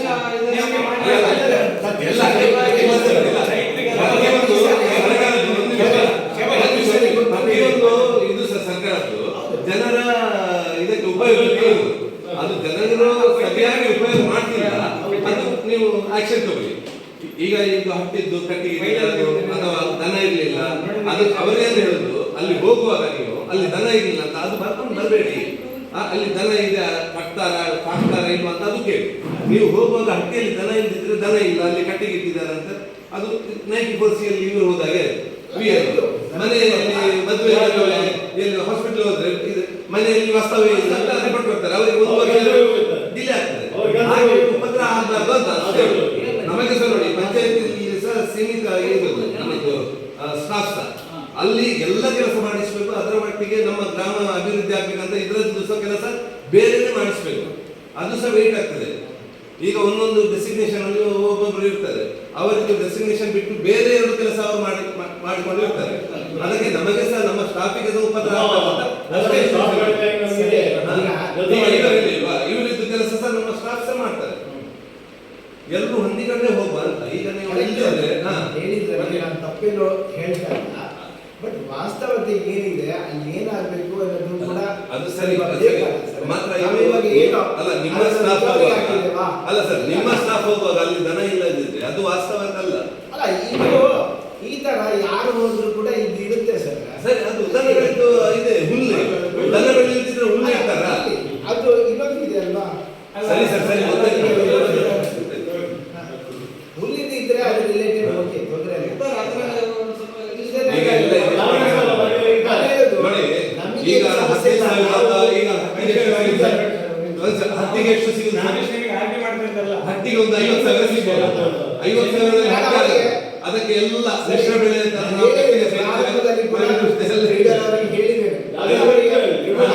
ಮಾಡ್ಕೊಂಡು ಅವರಿಗೆ ಒಂದು ತಿಳುವಳಿಕೆ ಸರಿ ಸರಿ ಮಾತ್ರ ನಾವು ಒಂದು ಹಟ್ಟಿಯಲ್ಲಿ ದನ ಇಡ್ತಾರೆ, ಕಟ್ಟಿಗೆ ಇಡ್ತಾರೆ, ಬೇರೆ ಇಡ್ತಾರೆ, ಅಂದ್ರೆ ಅಷ್ಟು ಬೇರೆ ಕಟ್ಟಿಗೆ ಯಾವ ಕಾರಣ ಇರುವುದಿಲ್ಲ.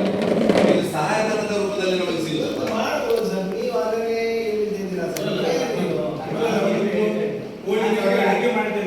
ಈ ಬಾರಿ ಇತ್ತಲ್ಲ, ಹೋದ ವರ್ಷ ಅದೇ ರೀತಿ ಒಂದು ಬದಿಯಲ್ಲಿ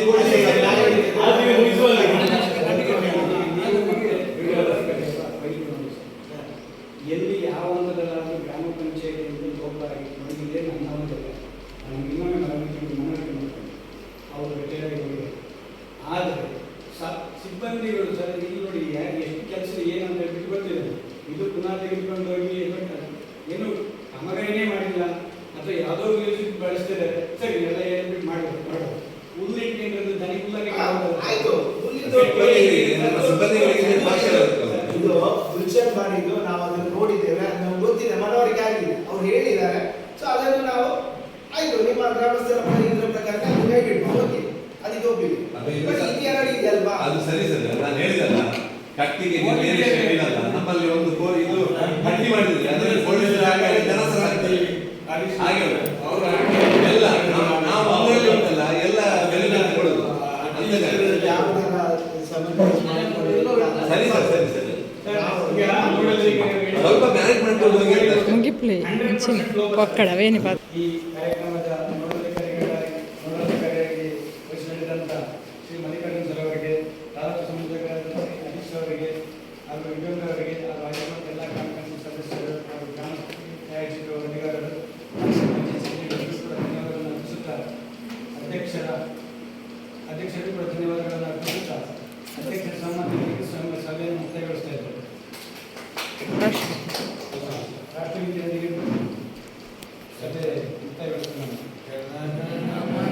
ವಿನಾಯಕ ಜಯ ಹೇ ಭಾರತ ಭಾಗ್ಯ ವಿಧಾತ, ಪಂಜಾಬ ಸಿಂಧು ಗುಜರಾಟ ಮರಾಠ ದ್ರಾವಿಡ ಉತ್ಕಲ ವಂಗ, ವಿಂಧ್ಯ ಹಿಮಾಚಲ ಯಮುನಾ ಗಂಗಾ ಉಜ್ಜಲ ಜಲಧಿ ಸರಂಗ, तव शुभ नामे चाहे तव शुभाशिष मागे, गाहे तव जय गाथा जनगण मंगलदायक, जय हे भारत भाग्य विधाता, जय